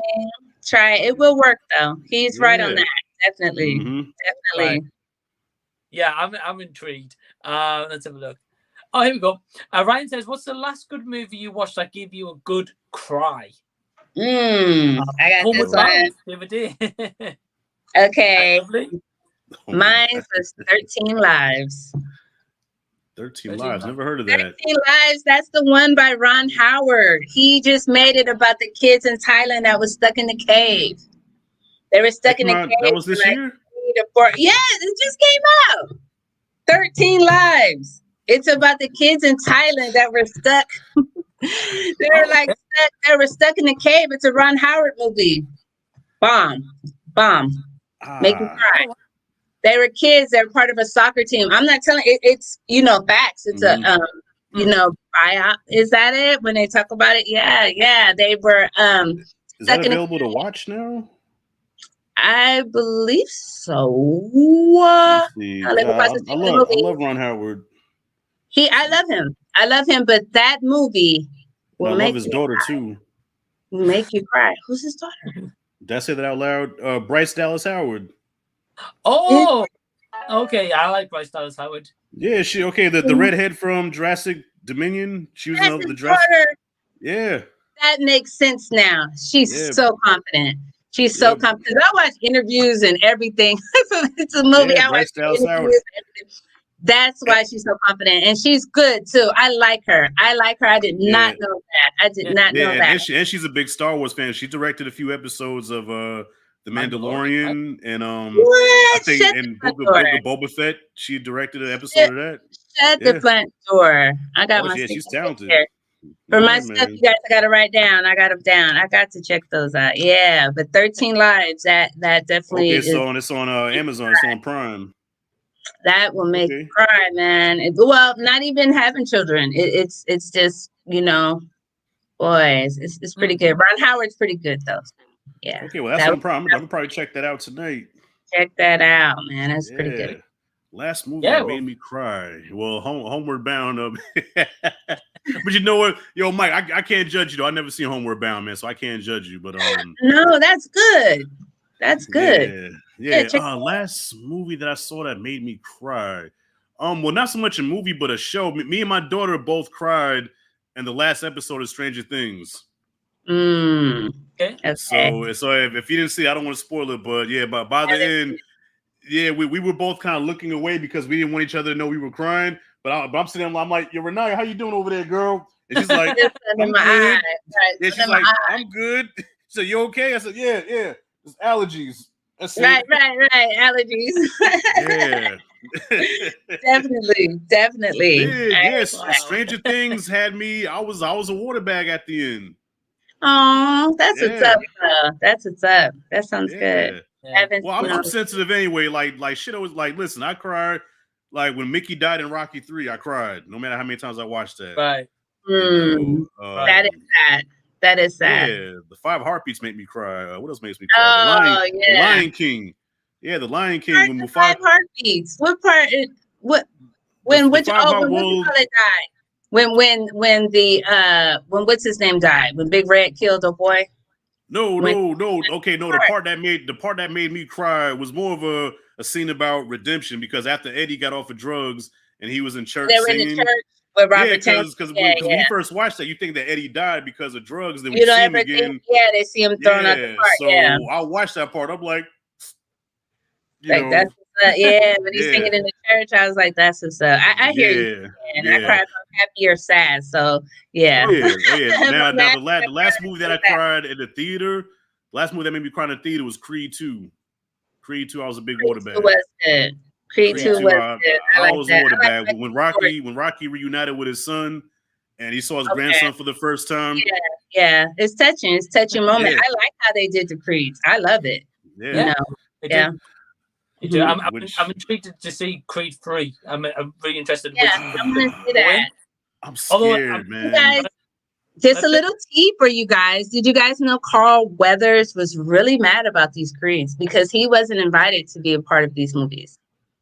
And they were like, what do you want us to bring you back as a ghost? They were like, there was nothing that we can do. So he was angry over the Creeds because he's like, you're using, obviously, but they're like, we don't need you. So he was angry about that.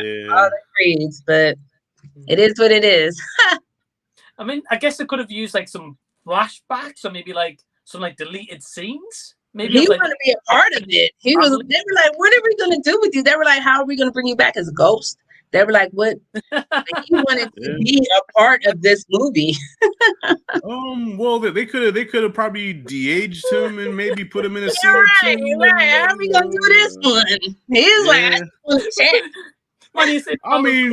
When you seen about the ghost, I'm just expecting Star Wars and just come as a blue hologram. Yeah, he was like, I'll take it. Adonis, I am your father. Right. He's like, for real, keep that head up and keep that arm up. But at the same time, I can understand because it's like, that's the character that made him famous. And right now, Carl Weathers, not saying that he's a nobody now because he's doing Star Wars, but it's like Creed is like that's my character. Like they need consistent work. Yeah. Right. Yeah. So I get that. But I'm nervous for Creed 3 because Sly has no involvement in it. And he said he didn't like the script. He has no involvement in it. This is Michael B's directorial debut. Yeah, but also where can they go? But where can they go with this? I mean, they've done everything under the sun that you can do with the Rocky story, from the underdog story to being on top and then losing it all. Going to fight in Russia. You know what I'm saying? The son of your villain. What else can they do? I thought that was tight with her in there. She was in there. Yeah, it is a big. So I'm intrigued, but then I'm nervous. I'm scared. Hey, Rashad. Michael B. Jones' character versus Tommy from Rocky 5. Tommy Gunn, oh man. Hey, yo, Tommy Gunn, you got some guns, you know. Hey, I want to see Tommy spin-off. Good impersonation. Yeah. Oh, Tom. Well, you know he died in real life. The Tommy Morrison. I know. Yeah, he passed away. Shame. Well, Jonathan Majors, he's supposed to be like the main opponent for Creed. So, and if you've seen him, he got jacked for this movie, man. Jonathan Majors, he got big, man. I'm like, is he gonna be Clubber Lang Jr.? I don't know. That would be pretty cool. Yeah. Mr. T in there as well. That would be awesome. I would love to see Mr. He's my favorite villain. I love Clubber Lang. But if they brought him back, they'd have to have Stallone. Yeah. Yeah. The end of number 3, could have Mr. T still being very spiteful. Yeah, because they would have to be a scene between them where, I mean, even though we never got a Drago Rocky reconciliation, but at least with Clubber, Clubber can apologize for making a pass at Adrian. Yeah. Like I could see like Sly, I could see Rocky just walking, and then Clubber from him, hey boy, I want to apologize for what I said about your wife. I didn't mean it. I'm sorry. I got a discount on some Rent-A-Center stuff too. Yeah, so where you at? I got something for you. I don't think you'd ever apologize though, because that's not him. Well, after Rocky knocked his ass, after you get knocked out, it does change you as a person, so it probably did humble him a little bit. Because Rocky knocked. Like with the storyline, for example, right? What could be a good idea, Rashad, as you were saying, is in Creed 3, right? Clubber Lang's obviously older now. Right. Maybe he's retired from the ring, he can't do it anymore, but he still has that. He still has that kind of hate with him because Rocky beat him. Yeah. And obviously, what better way than you were saying, like Jonathan Majors being his son, and Rocky can't fight anymore, and then Michael B. Jones' character his son. Yeah. But both sides. But I can hear the criticism. Well, they already did that with Creed too. You already had Donnie fight Baby Drago. Now he's gonna fight Baby Clubber. I could already hear the criticism. Like, I don't know. That's not gonna work. Yeah. What do you think about the Drago spinoff? So they're supposed to be doing a Drago spinoff movie, and Sly is livid. I did a video about that last week. Sly is livid. Yeah, he is mad. Why? Well, because first of all, Sly. Why are they doing the Drago spinoff? No, why is he angry? Oh, because he had no say so. Because see, Sly doesn't have any ownership of Rocky, and he's trying to fight with the producers to get some ownership, and they say no. You got paid enough money. We're not giving you no ownership. You can't come back for it. They can just keep using it. Yeah. So he's mad that nobody consulted him and was like, "Hey, we want to do this." They just said, "No, we're moving forward with it." And he's like, "Hey, yo, how you gonna move forward with it? It has nothing to do with me." I can't believe you would do that. That's bullshit. What are you talking about? Right. Yeah. So he's mad at the producer and he's mad at Dolph Lundgren, but Dolph Lundgren cleared it up on Instagram. He said, "Hey, I had nothing to do with it. I was under the impression that they came to you. I assumed, but being that you're not, I don't want nothing to do with it." They just want the check to clear. At the end of the day, they just want the check to clear. Right. So I was just going to say, I think ultimately you're going to have to get Dolph Lundgren involved. Because I mean, like, even if they're basing like the hire someone to be like a young version of him, for example, they're going to be like a different actor. But if it's more about him now and what he's doing with his son, then they're going to need him. So that's what it is. It's about Victor. Victor and Ivan. Yeah. Well, then if that's the case, though, and Dolph Lundgren's in it, he might say, "Well, I'm not going to do anything unless Sly's involved." That might get Sly picture. But I can understand his frustration because it's like, listen, I wrote this, I created, like, this is my baby, I created this. But that's the game for you, though. You can create something that's brilliant, but if you don't have any ownership for it, you're screwed. And even though people can use it, So people are capitalizing and feeding their kids, sending their kids to college off of your vision. That's right. That would suck. It's a dirty game. Yeah, it's a dirty game. Yeah. I mean, I'm intrigued anyway. Yeah. I'm gonna watch it, but I'm nervous because I don't want it to suck. I hate when Rocky movies suck. Like Rocky 5, I was like, oh god, look, you know, I hate when a Rocky movie sucks, man. And if this one sucks, it's gonna break my heart. Yeah, I did feel you. But Creed 2 made me cry though. Creed 2, I was crying like in the theater. You know, Creed 1. It's funny you say that, but Creed 1 made me cry, Rashad. The part when he was like, "Why do you want to do this to yourself?" I mean, I'm sorry if anybody hasn't seen Creed, and then he's like, "I just want to know that I'm not a mistake." Oh yeah. Because I can get all in my throat in a movie, and this can go away. But if it comes up, then I have to put my head back and then my eyes roll. Because my kids would tease me, man. I'm a weenie, everything. I'm the biggest weenie. I gotta always play it off like I didn't cry. So I would just put my head back and like the tears they roll back. But that one, it really got me right here. Oh yeah. No, I love both of them. Yeah, I love both of them. You know, shout out to Ryan Coogler. Yeah, shout out to Ryan Coogler, who directed the first one. I wish he would have directed the second one, but he was doing Black Panther, and now he's doing Black Panther 2. Wakanda. Definitely. But thank you for the question, Ryan. But yeah, I kind of wish Ryan Coogler came back. Yeah. I've got Noran saying, "Hey people, good to see you." So hey Noran. Hey. He says, out of A24, Hereditary, X, and Everything All at Once is my favorites. I'd agree with Hereditary all at once. Yeah, I don't like it. I hated Hereditary, and I was laughing at X. I was laughing at it. I'm in the theater just laughing at the absurdity of how stupid it was. I hated X. Yeah. Lovely. What A24 movies have you seen? Okay, you guys, A24. Refresh my memory on A24 movies. They're just what? So like Hereditary, Midsummer, X, Lamb. Okay.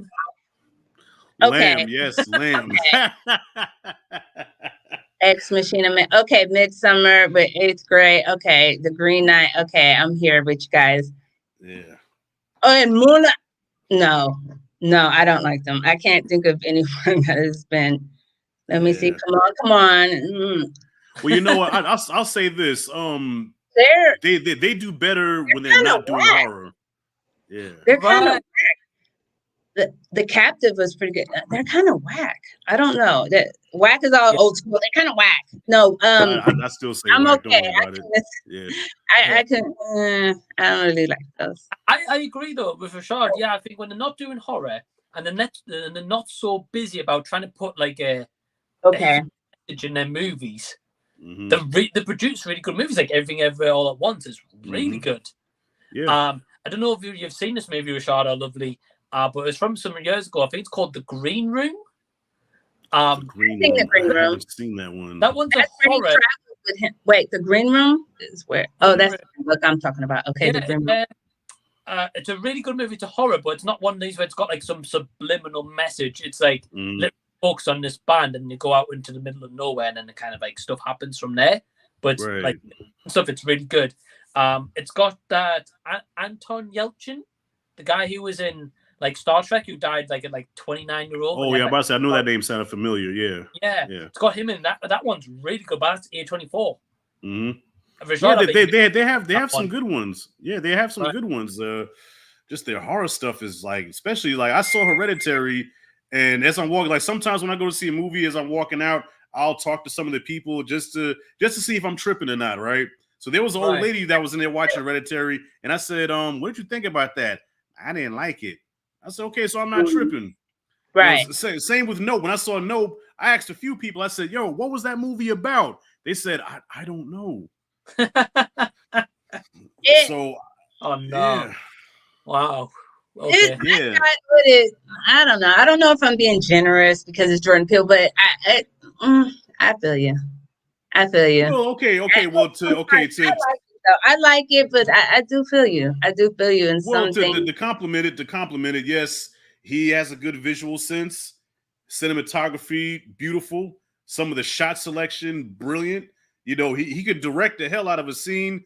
The actors and everything. I just didn't understand the premise. I didn't understand what was this movie trying to accomplish. What was it trying to do? You know, I agree. that's where I it lost me. agree with But from a technical standpoint, yeah, the movie was Right, nice. right. That's why Yeah. I said I don't know if I'm being biased because it's Jordan Mhm. Peele, but I did not like Us at all. I mean, and everyone was so hyped to see it. So, I mean, I don't know if I went in with less expectations. That's why Right. I'm pleased with it. Mhm. Or, you know, that could definitely be the reason because I was with my daughter and because I go to movies, my 18-year-old will go with me, you know, sometimes if I go by myself in the mornings. And she didn't like it. She was like, you know, like, Yeah. But I was like, I liked it, you know, because it was Yeah. some scares in it. It was like, ha! Like, I like stuff like that. Like, scare Yeah. me, like, would surprise me. So that was the parts that I did like. So, Okay. Well, Yeah, out of the two Jordan Peele I've seen, Get Out and Us. Get Out's my favorite. So. Oh yeah. yeah. Get out is his masterpiece, man. Like that's Isn't almost it like though? that's his Goodfellas, you know. Isn't it though? That is Yeah. really good. I like Yeah. Get Out. Right. Yeah, me too. So I'm excited to see Nope anyway. We've got Blacktastic saying brothers at lunch just popping in and say what's up. So hey, Blacktastic, what up, fam? Hope you're doing Yes, good. looking forward to his werewolf movie, man. Blacktastic got a werewolf movie getting ready to drop in October called What Have I Done? Yeah, independent. You know what I'm saying? He wrote, directed, starring in it. You know what I'm saying? Very talented brother, man. So shout out to my man Blacktastic. Yeah. Hey. Yeah, I'm excited. I think October 27th, I think that's releasing. Oh yeah. So okay. I'm excited. Right. I'm excited. I love a good werewolf movie. We don't have many of them, Yeah, but I love werewolf movies. No, we don't. Yeah. Me too. We've got Jason saying Spider-Man No Way Home gave me a good cry. Also watched Avengers Endgame recently, and the movie makes me really cry. Yeah, Spider-Man No Way Home with the reunion, awesome. Yeah. Definitely one of the better Marvels movies as of recently. I agree. And Endgame awesome as well. So yeah. Endgame, Endgame didn't really make me really cry, but I did feel that my eyes were shrunk wrapped with tears. I put it that way. Right. If I made any sudden movements, a tear would have dropped. but I held it together. Yeah. But I held it together though. I think that movie more gets you in the feels though, you know, especially the big ending and stuff as well. Yeah. Right. We've got Samuel Lockwood saying, hey, also, hey, Samuel, hope you're doing in. Ryan says, a very good dog movie is The Art of Racing. In the rain. I'm sorry. Right. So I seen this movie in the cinema when it came out, when it did. I believe it's Kevin Costner, if I'm not mistaken. And I remember enjoying it. I didn't think it was a one where it, like, made me cry or like one of those kind of movies, but it was a nice movie. Never heard of that one. Well, when did that one drop? Really good. I would like to say what Lovlee. It came out in 2019. Oh, okay. 3-4 Okay. Yeah, and it was really, really good. And I can't say much about it because you got to see it. And I thought it was really good too. I agree with you. Yeah. And anything with dogs getting in my feelings, man. Anything with dogs. It's good. It's good. Well, speaking of dogs, Jason says when John Wick dogs get killed, I'm like, yeah, John Wick, go kill everyone. For real. Yeah. Right. We've got a question from D Movie Man. He says, what's an example of a film where a supporting character or characters stole the show from the lead? Lemon and Tangerine and Bullet Train are my most recent example. I still got to see Bullet Train. Okay, well, Bullet Train's a fun movie, Rashad. I think you'd love it. Okay. I agree. I agree with that comment. Where supporting characters stole the show from the lead. Okay. I don't think. I know there's a lot of them. I'm just like, there's a lot of them. What happens?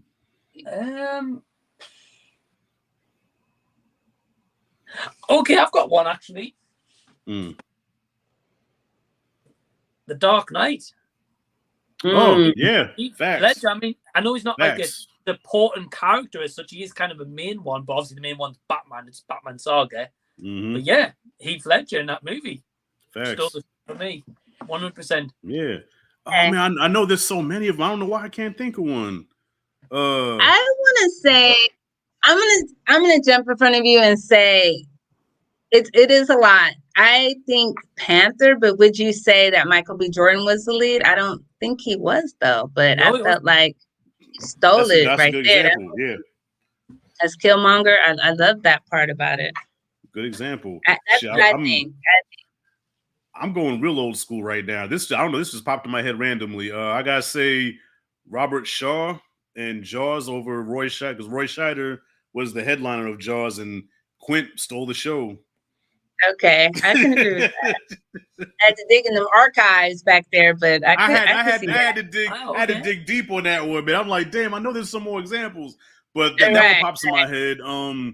Shit, does I'm trying to think, man. There's a lot of them. Well, we've got Jamie saying he does Wanda count as supporting character in Doctor Strange. Yeah. Oh, true, yes, true. I agree. Good one. Yeah, and I like Doctor Strange.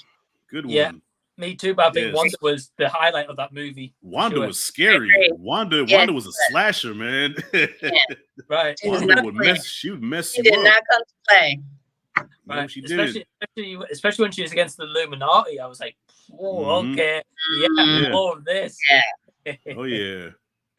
But yeah, thank you for the question, D. I think there's a lot of things where, like, you know, as we all review movies, like when we see a movie, a lot of the time we'd be like, you know, the movie was awesome, but the standout is the supporting character a lot of the time.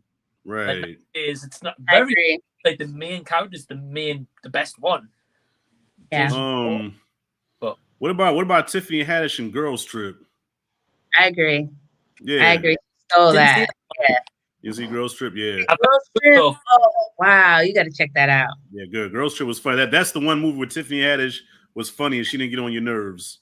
Yeah. Oh, I like Tiffany Haddish. Because now they use that comedy, like in that one Nobody's Fool. I didn't like her in that one. It was good, but I didn't like her in that Nobody's Fool. But I agree with you. That was her little breakout performance, even though she's been acting a breakout performance. Because I saw a Girls Trip expecting a Queen Latifah, Jada Pinkett starring vehicle, and then Tiffany Haddish came out of nowhere and just stole the entire movie. Like that's who is this chick? I said she's funny as hell, and she was the movie. It was very raw comedy. I love that. I love raw comedy. I used to do stand up, guys, so I love raw comedy. Comedy. Nice. Back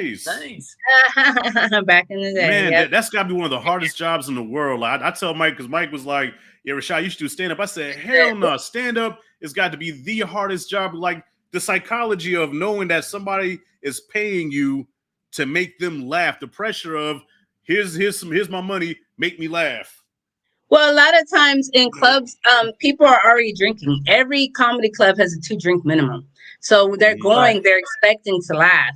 For me, even now, sometimes I get people asking me to go back to doing it. I try a lot of my jokes out throughout the day. Like I can try it out on people I don't know. And if I can make someone I don't know laugh, then I know I can make people laugh for money.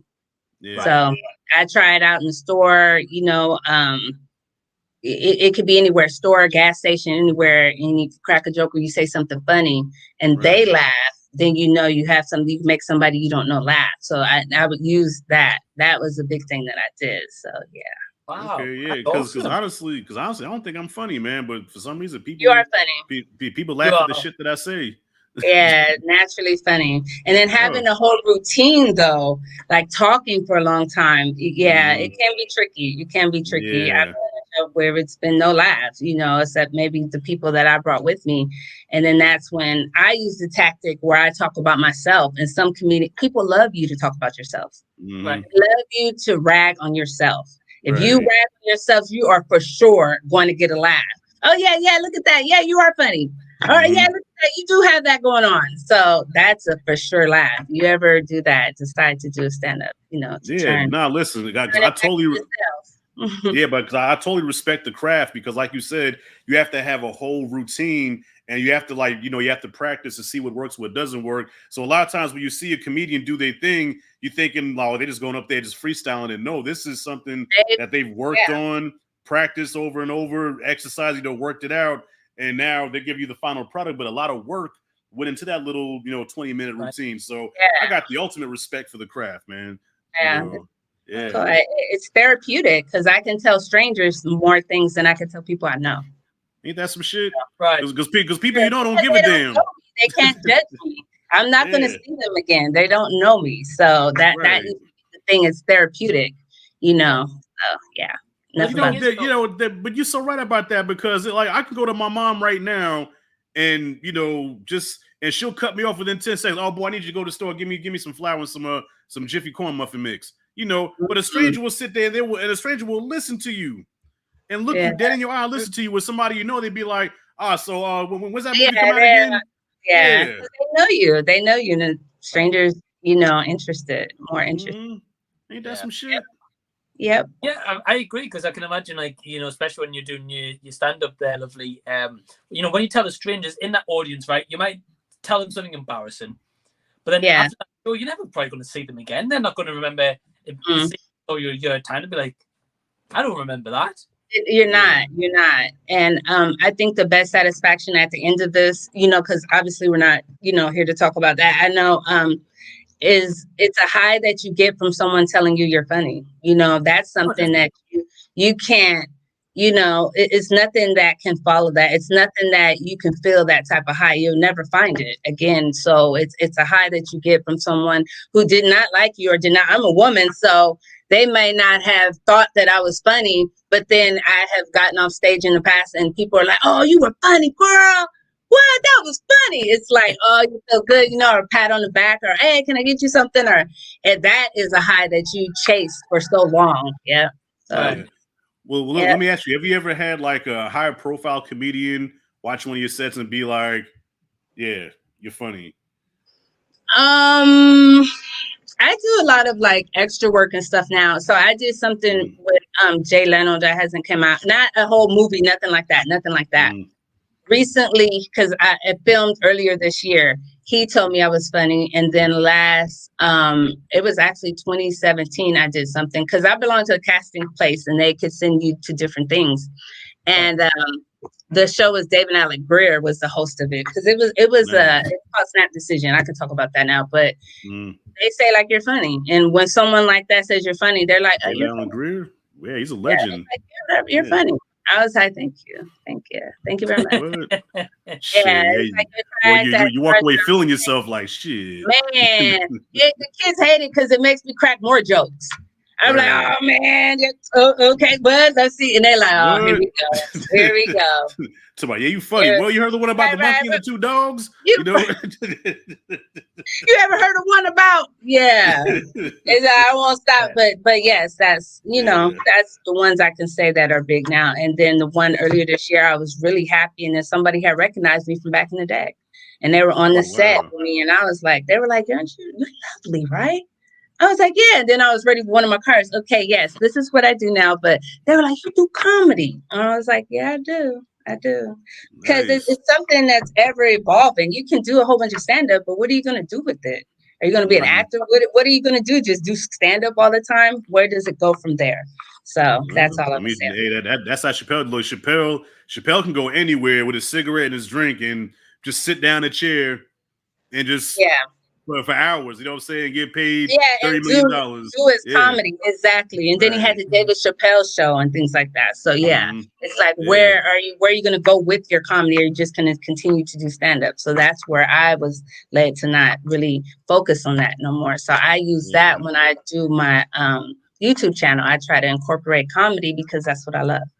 Nice. That's awesome. All that's an awesome story. Yeah, man. I'm intrigued. I was also 50 pounds heavier, so it was real easy to crack some jokes. Oh, Lord. That was real easy. Man. It was real easy. So definitely. Well, we've also got Stephanie here saying, hey everyone. So Stephanie from I'll Buy the Popcorn. Hope you're doing good.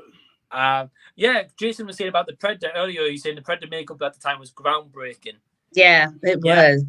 I was scared. Let's have a look.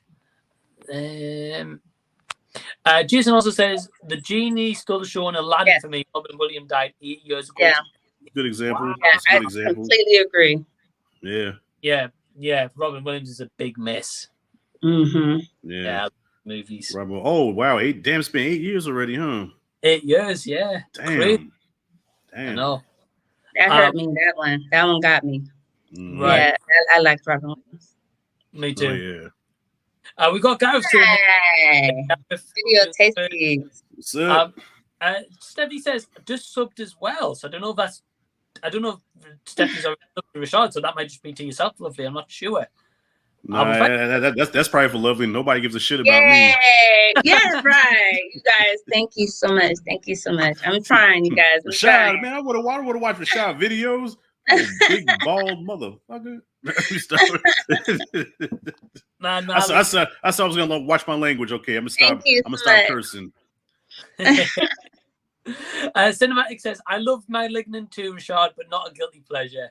Yeah, I know he's passionate about the movie. Yeah, I mean, Malignant, I wouldn't argue with anybody and say, like, man, it was a great movie, but I mean, it's a guilty pleasure. It's dumb, but I like it. So sometimes I like dumb shit, you know. Like Howard the Duck. Howard the Duck is one of the dumbest movies ever made, but I like watching Howard the Duck. But I like it, right. Yeah. It can't mess with Who Framed Roger Rabbit, but I think they were trying to get something like that. Yeah. Yeah, that too, you know. But yeah. Howard the Duck was, watching as an adult, it's a weird movie. It is, you know, but as a kid, every time I came on HBO, I was in front of the TV. Howard the Duck, yeah. I remember that. That's back when HBO would, like, if it was like a main movie, HBO would air it like 2 or 3 times a day. It would come on early in the morning, and then late at night, like, the feature film for this night is Howard the Duck, rated PG. Parental guidance is suggested. Mm-hmm. You know? That's right. And so every time it came on, I was right there. Yeah, because it's a weird scene in there. It's like, give me a break. Well, also, yeah, I was crushing on Leah Thompson a little bit. Yes, I was. I thought Leah Thompson was finer than frog hair. She was sweeter than bear meat, and I had a crush on her. Yes, I did. Excuse me. Yeah. Okay. Hi. Yeah, me too, man. What happened? What's that? Oh no, I was asking what happened. Nothing. Can I help you? Somebody's at my house. Hold on. Go ahead. We're good. Okay. There's some cameras, boy. You need some cams. Yeah. You need them cameras.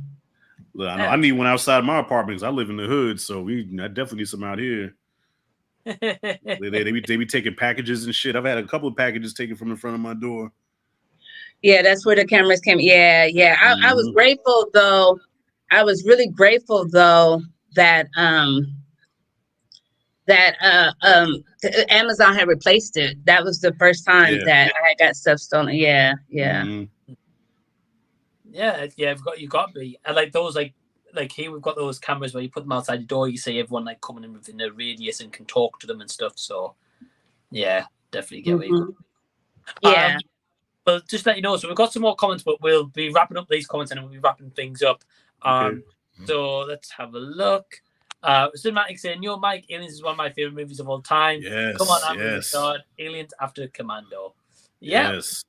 And there's a lot of movies Rashad's still trying to show us. So yeah. Yeah.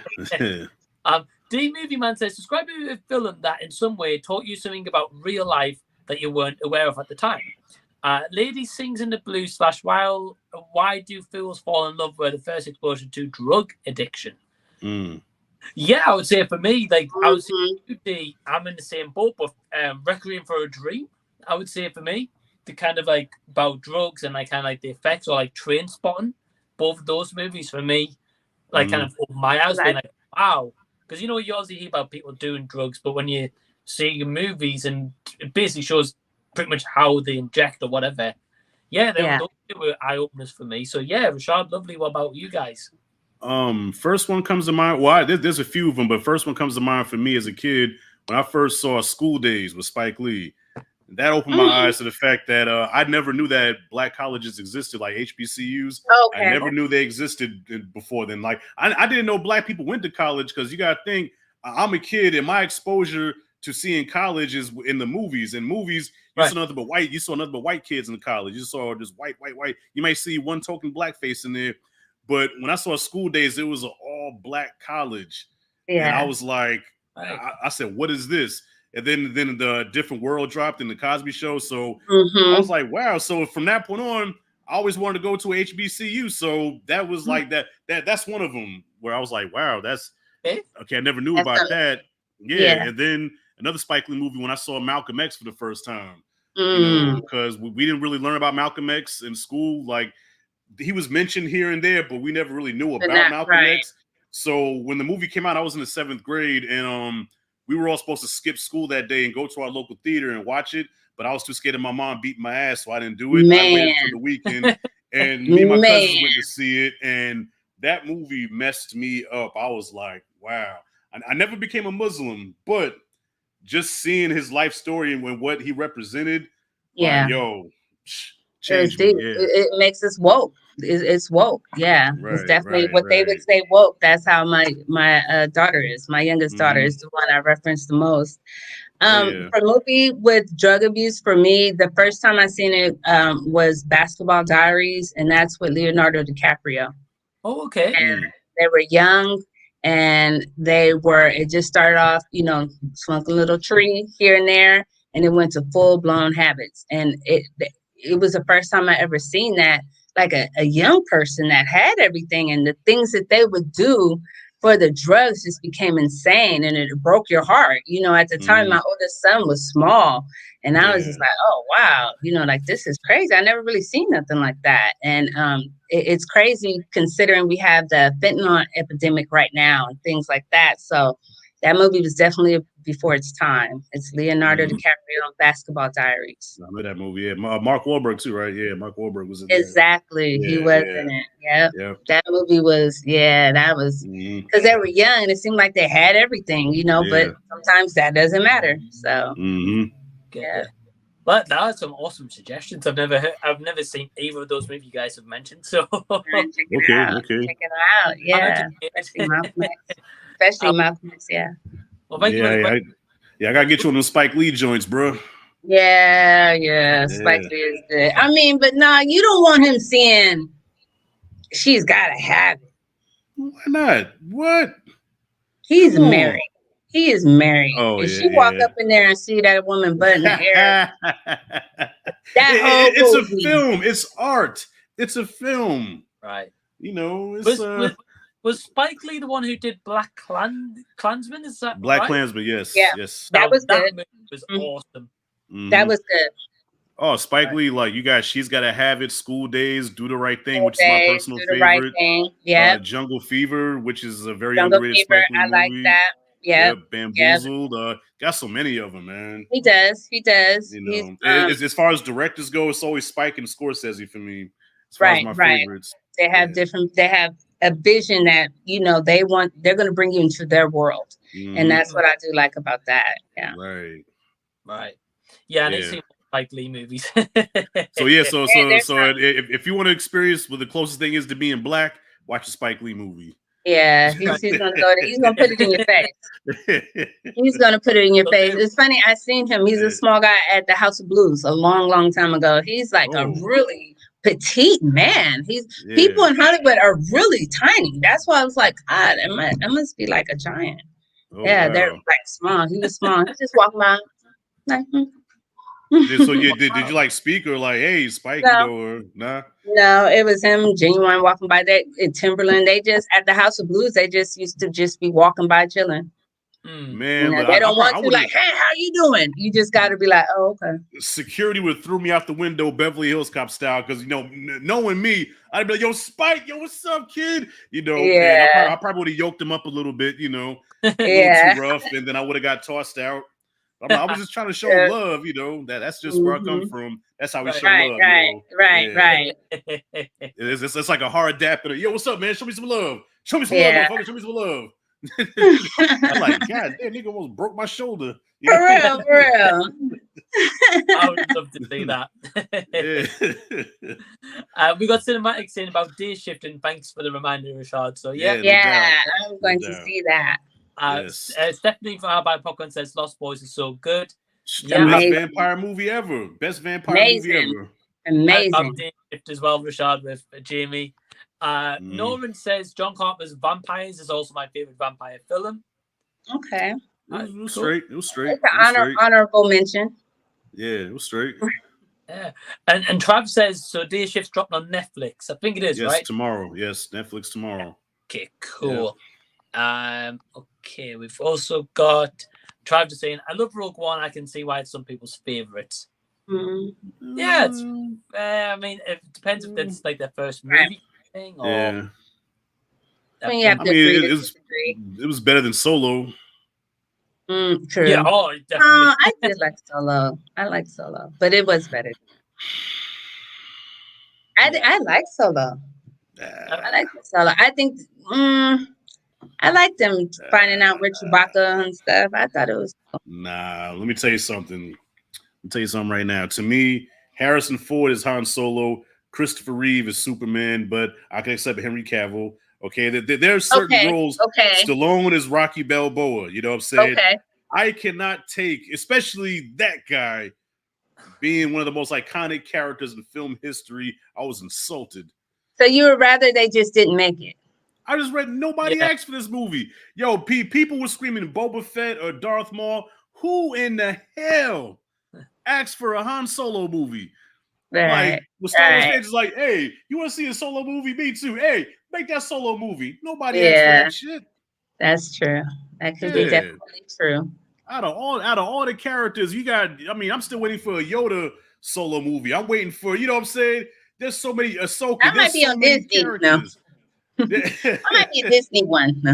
Right. But yeah, I hear you. I hear you. Yeah, there's so many cool, characters you could have did, but Solo, nah. Harrison Ford is Solo, man. I don't see nobody else in that role.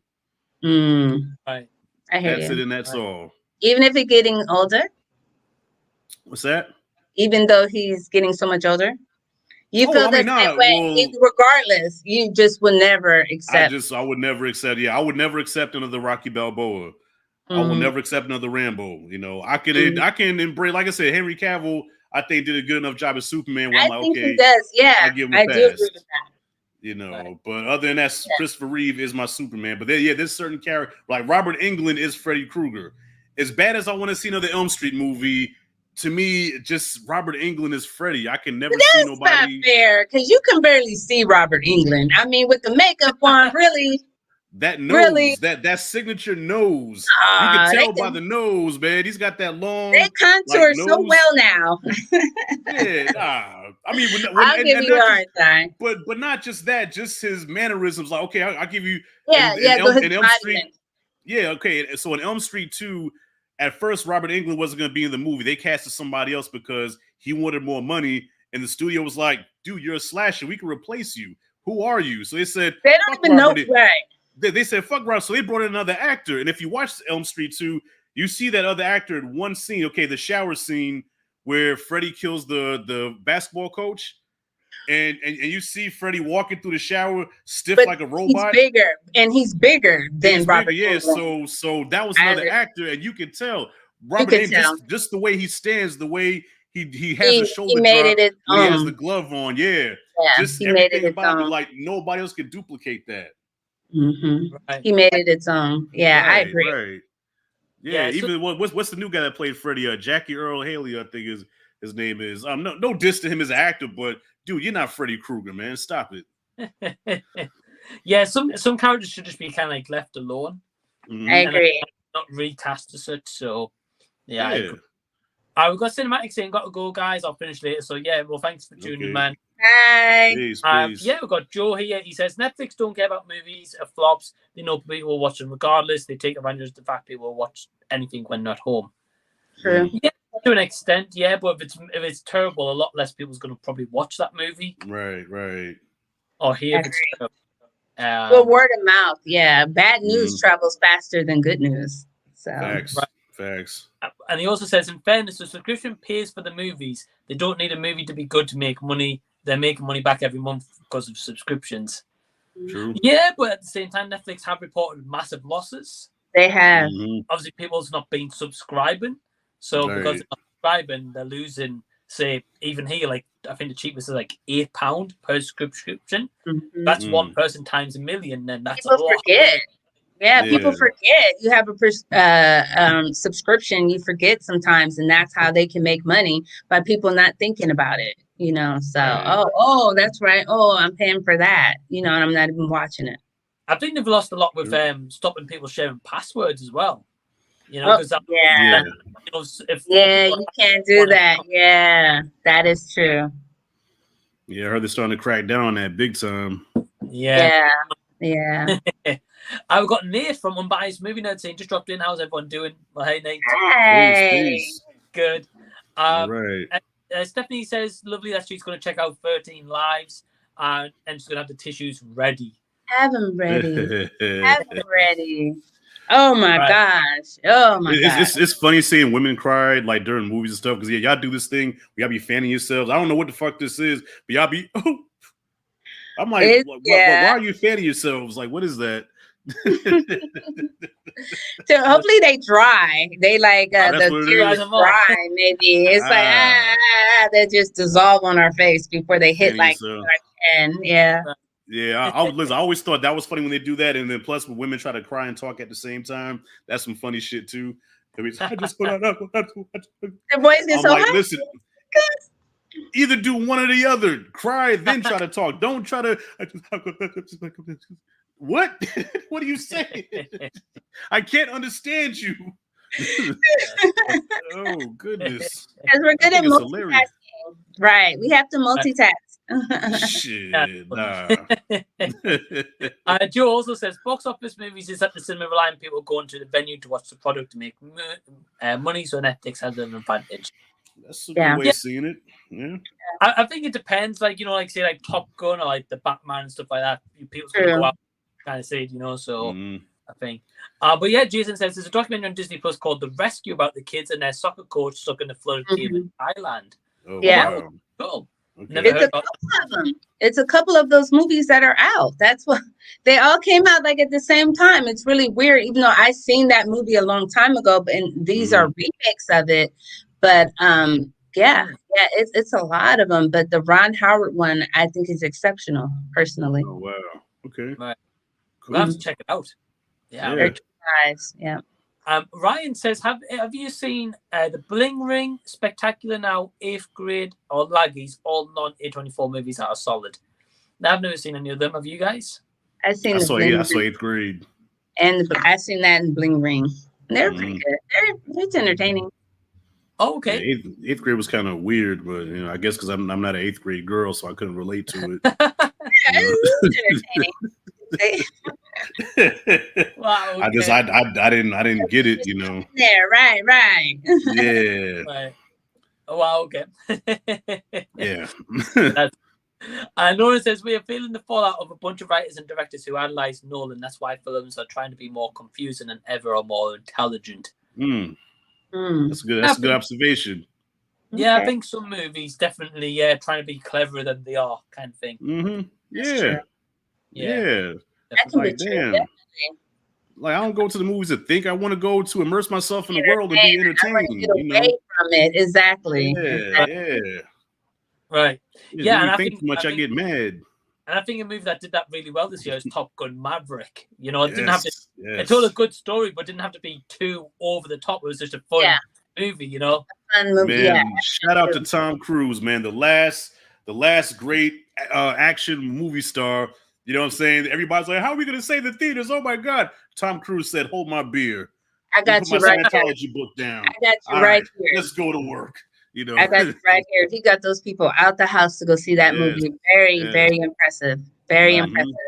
Right. Yep. So I saw it in Dolby. Everybody gave it an applause at the end. That's how dope that movie was. Right. That movie was good. That movie was really good. It was D-box for me. So I gotta say, a lot of ways to pass that first one. Oh, What'd you say, Mike? I'm saying it's better than the first one, in my opinion. Well, yeah, you said that. So, like, do you notice how hard it was for me to say that? Okay, I said, I had to say it's better. You're like, it's better than the first one. Like, damn. I don't know if it's better because that's an original idea. Listen, and that's how I feel. But man, I got just the way that movie was made. You're I was right. like, it just did so many things better than that first one did, but the first one's still very. That's why I say it's For very that hard for me time. to say. Yeah, For its yeah, time, it is. It's like you gotta whisper that. Yeah, it's hard for me to say. agree. But Mike didn't give a damn. Mike just said, "Oh, it's better than the first one." Like Like, real quick.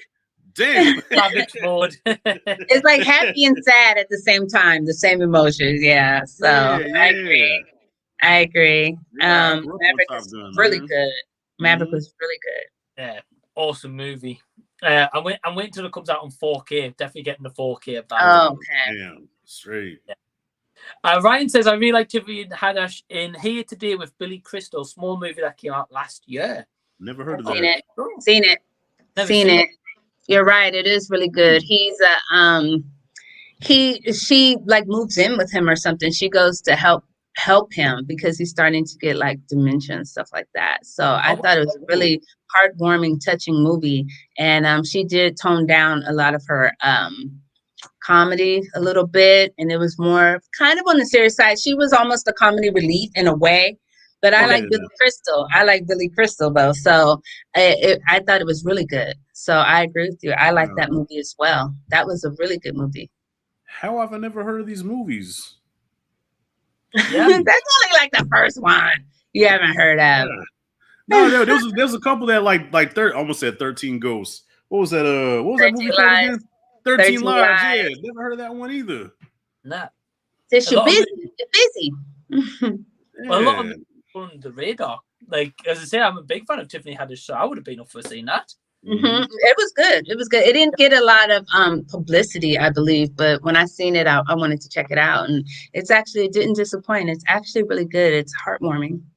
Okay. And has many parts. I like Billy Crystal though, so something like that I'm just gonna go see regardless. But them two together, it works. It works. Wow. Okay. Yeah. I have to check it out.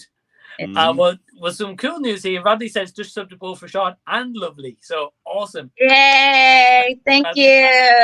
Thank you. You will not be disappointed. Well, I can't. I hope my potty mouth don't scare people away because I curse like a sailor. You're fine. I do. That's that New York out of me. I was born and raised in Long Island, New York. So. Oh, were you? Okay. Yeah, okay. Yeah. So growing up in the Murphy Pryor era, I got kind of a potty mouth. Okay. Yeah. I'm sure we're fine. Yeah, they'll be fine. Cool. They'll be fine. Well, we've got a couple more comments and we're going to be wrapping things up. So, got a couple of Noran says, I've heard some rumors saying that Dave Bautista's going to be new Rambo reboot. I don't think that will work. I will not support it. It might. It might. I like it. Have to evolve sometimes. It came out a long time ago. Maybe it's his cousin. No, there's only one Rambo. Okay, only one guy could get away with this. Nothing is over. Nothing. Okay, nobody else can get away with that. Okay, gotta see. We'll see. All right. Nah, I hear you though. Yeah. Nobody. Yeah, I mean, I don't know why they just don't do Dave Bautista in a different action movie, but we'll see. Right, that one when he was a taxi driver, whatever that was for. I didn't like it. That one when he was like driving for the other guy, Uber driver or something. I can't think of the name of that one. I didn't care for that. I thought it was.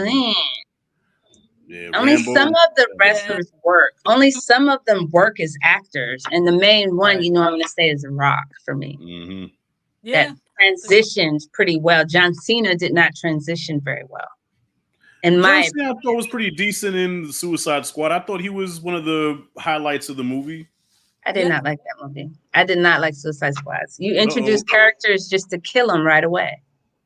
You killed them in the first 10, 15 minutes. What was the purpose of that? Well, that's what they call the Suicide Squad because they're sending them on a suicide mission. Everybody's then don't introduce the characters. Then don't introduce us to them. But that's the point. Everybody's expendable, so you never know. Like nobody's safe, so you never know who's gonna go. That's what that was kind of the magic of it. Because most times you watch a movie, you can tell who's gonna make it to the end. When you watch Suicide Squad, you're like, damn, who the hell's gonna make it to the end? Is Patrick Starfish funny? The Starfish? Yeah, that was ridiculous. The star. But then again, I was a little intoxicated that day, so the Starfish was the monster at the end. I don't know about that. That was a little bit far fetched for me. I'm scared. I did not like that one. Yeah. That version of it, The I didn't starfish like. a bit dumb. It was. It was. Okay, all right, okay. Well, I guess I'll put it this way: the Suicide Squad. Either you're gonna love it or you're gonna hate it. All right. That one does. I like the first one. Movie. I did like it. You know, I did like it. Suicide Squad. The first one. Yeah. I like the first one personally. I did. I like the Joker with the gold teeth. You know, the whole. I did like it. I did like it. Did you say Joker with the gold teeth? I said Joker with the gold teeth. Yeah. You like the Joker with the gold teeth? I like that version of him. I like him like a rapper. Like he's more that's just my opinion. That's my style. I like that. And him and Harley Quinn. I like their whole little get down thing. I thought that was cool. I mean, I'm a woman. This is my opinion. Yes, I did like it. You didn't like him with the gold teeth? I didn't say anything.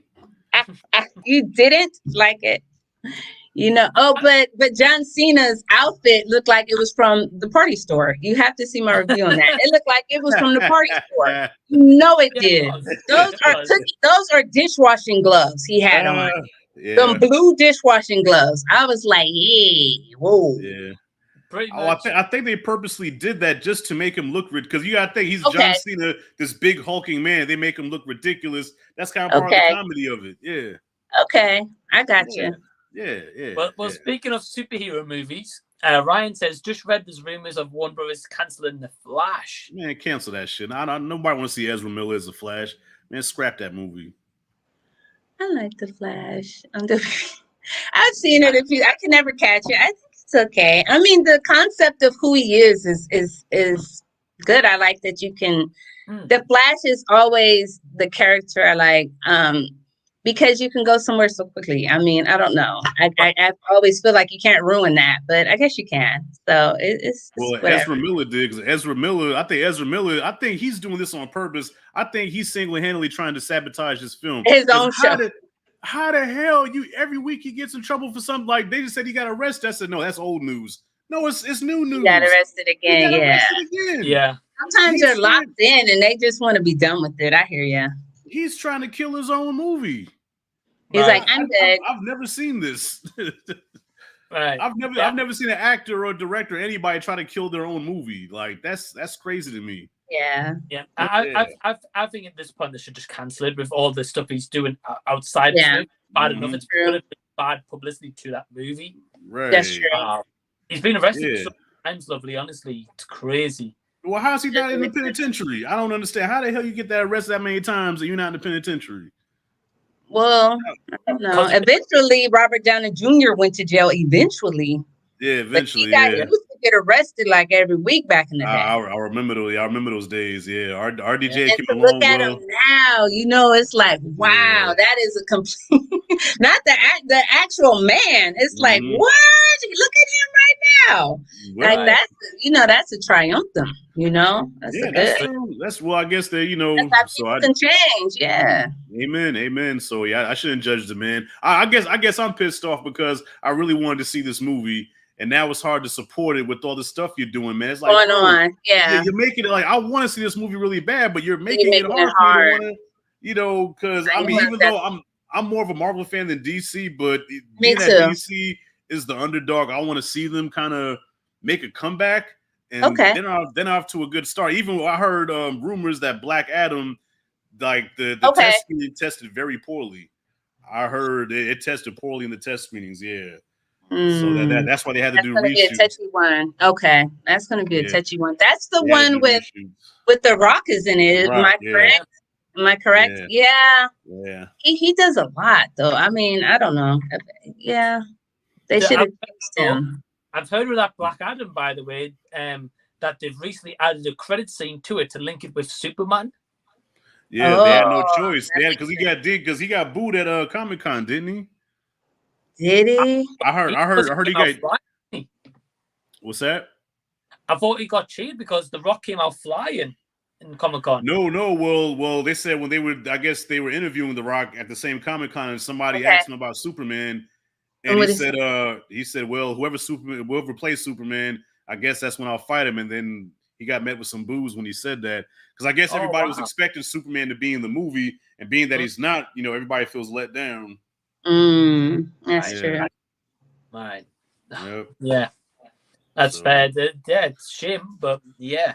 I feel him though, man. I miss Superman. Superman was the first superhero that I was introduced to. Like, it was Christopher Reeve Superman and Lou Ferrigno as the Incredible Hulk. Those are the two superheroes I was introduced to the first. So there's a soft spot in my heart for Superman, the Incredible Hulk, and they're doing both of my boys dirty right now.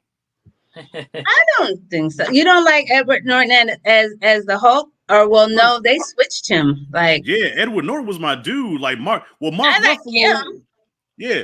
Mark Ruffalo was good with the Avengers, all right? But as time went on, he went from being the Hulk that could do the thunderclap and knock everybody backwards. Now he's doing yoga poses and cracking jokes. Yeah. That's not my Hulk. Yeah. Yeah, they're making the Hulk dumb. Yeah, he's an instrument of destruction. He's cold green when the Avengers can't get it done. Now Thor comes with Stormbreaker, and Hulk is sitting there. Oh, you guys are so screwed now. Thor is here. No, he was supposed to be the one. I hear you. I hear you on that. My pressure up again. All right. Yeah. No, we get passionate about things that we like. That's why we're on here, huh, Mike? Because we're very passionate about it.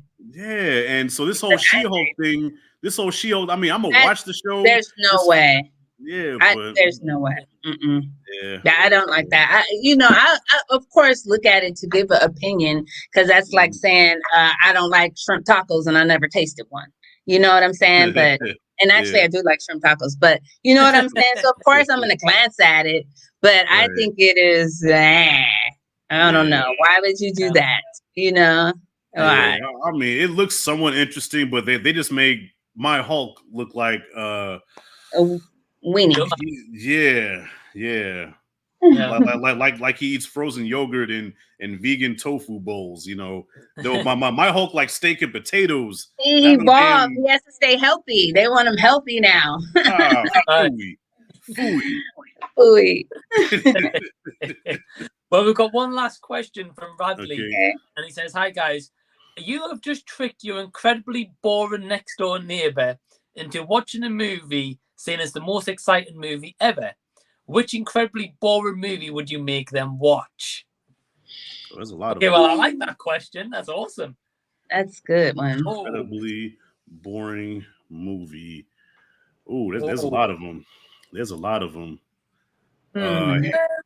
The first two Harry Potter movies, they put me to sleep.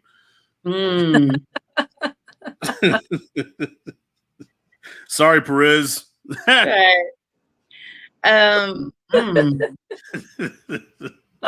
like that. Boring. Which one? I've got to think. Hereditary. Yeah, I wasn't a fan of Hereditary. I would say Midsummer for me. And I never watched Midsummer, but I can imagine. But Hereditary bored the shit out of me. Yeah. I would say I like Hereditary better than Midsummer, though. Okay. So that's not saying much, but okay. Lovely. What about you? It's been quite a few. The most recent one would have to be Purple Hearts. It's a movie that came out. It's on Hulu, and it's like a love story war type movie or something. He goes, it's boring, but it looks good. When you have good looking people in it, but it's boring. It really is. Wow. So it would be Purple Hearts. Yeah. Okay. Yeah, it's something they get married or something. Obviously, I'm not telling it. This is in the description, but they get married because she wants medical insurance, but they don't know each other. So they just got married for that, and then it evolves into this things, and it's just Could have been a Lifetime movie. Could have been a Lifetime. I promise. Or They and Them. Another one I just recently saw. They and Them. The new movie with Kevin Bacon. I've heard. It's on Peacock. Okay, so it would be they and them versus Purple Hearts. They slash them. Yeah, that one. Yeah, I've heard them's got like 1-star reviews. It is bad. Wow. It is bad. But Ryan says, tell them to watch one of the Asylum movies. Those movies are actually entertaining. As bad as they are, that's one thing that they are entertaining. You laugh at them. You laugh at them. Right, I do. Yeah. I mean, they're terrible movies, but I find them funny. Mm-hmm. But yeah, I just want to kind of just say, firstly, thanks to Rashad and Lovlee for being here. Thank you guys so much. Great stream. Just before we do wrap up, Lovlee, I want to take it over to you first. For anyone who's watching live or after the fact, do you want to tell everyone a little bit about what content you've got coming up on your channel? Yes, absolutely. I have a couple of new movies coming up. Well, the movies that come out, I usually see whatever movie is coming out, of course, in America. So I have the Daylight will be the next one that I'll be doing. And then it's Daylight, right? Because I know I'm going to go see that one. And then Day Shift. Yeah. Okay, so it'll be Day Shift will be the next one that'll be coming out within the next few days. And basically whichever is coming out, whichever is new movie, check me out and I will give you my urban perspective with a little twist on it. Nice. Awesome. Cool. Yeah, I'm looking forward to your next reviews as well. I think you've got a couple of Mike. So much, Mike. And then Rashad, what about you? What videos have you got coming out? Well, I just dropped a video today where I tried the new Cheetos flavored Lay's potato chips, which looked very, very intriguing, but it let me down. And I mean, because it's hard to mess up a potato chip. You know what I'm saying? Potato chips are hard to make. Even the worst chips you can still snack on. I was like, I felt a little underwhelmed, man. And not to mention one of the chips stabbed my gum. You know. Oh no. Like you ever get that where the chips are like kind of they get sharp? They're too sharp. It goes into your gum. You're like, God damn. Lays. Yeah. So I dropped my little review on that, and then Day Shift I got coming up, and then Raising Kanan comes back out Sunday, the new Power spinoff show, the second season. Okay. So watch that. Okay. Yeah. So I'll be reviewing Raising Kanan, and I plan on doing another dinner and a movie. So. For the dinner, I got bourbon chicken, but I'm trying to figure out what movie I can put with bourbon chicken. So be on the lookout for that. Pretty soon. I just have to find the right movie to pair with that dish. Bourbon chicken, that sounds delicious. Oh, it is. It took me a couple of times to get it. Like really? It took me about 3 tries. Like this first time I made it was too salty. The second time I didn't put enough damn salt, and the third time, just right. Just right. All right. Third time's the charm.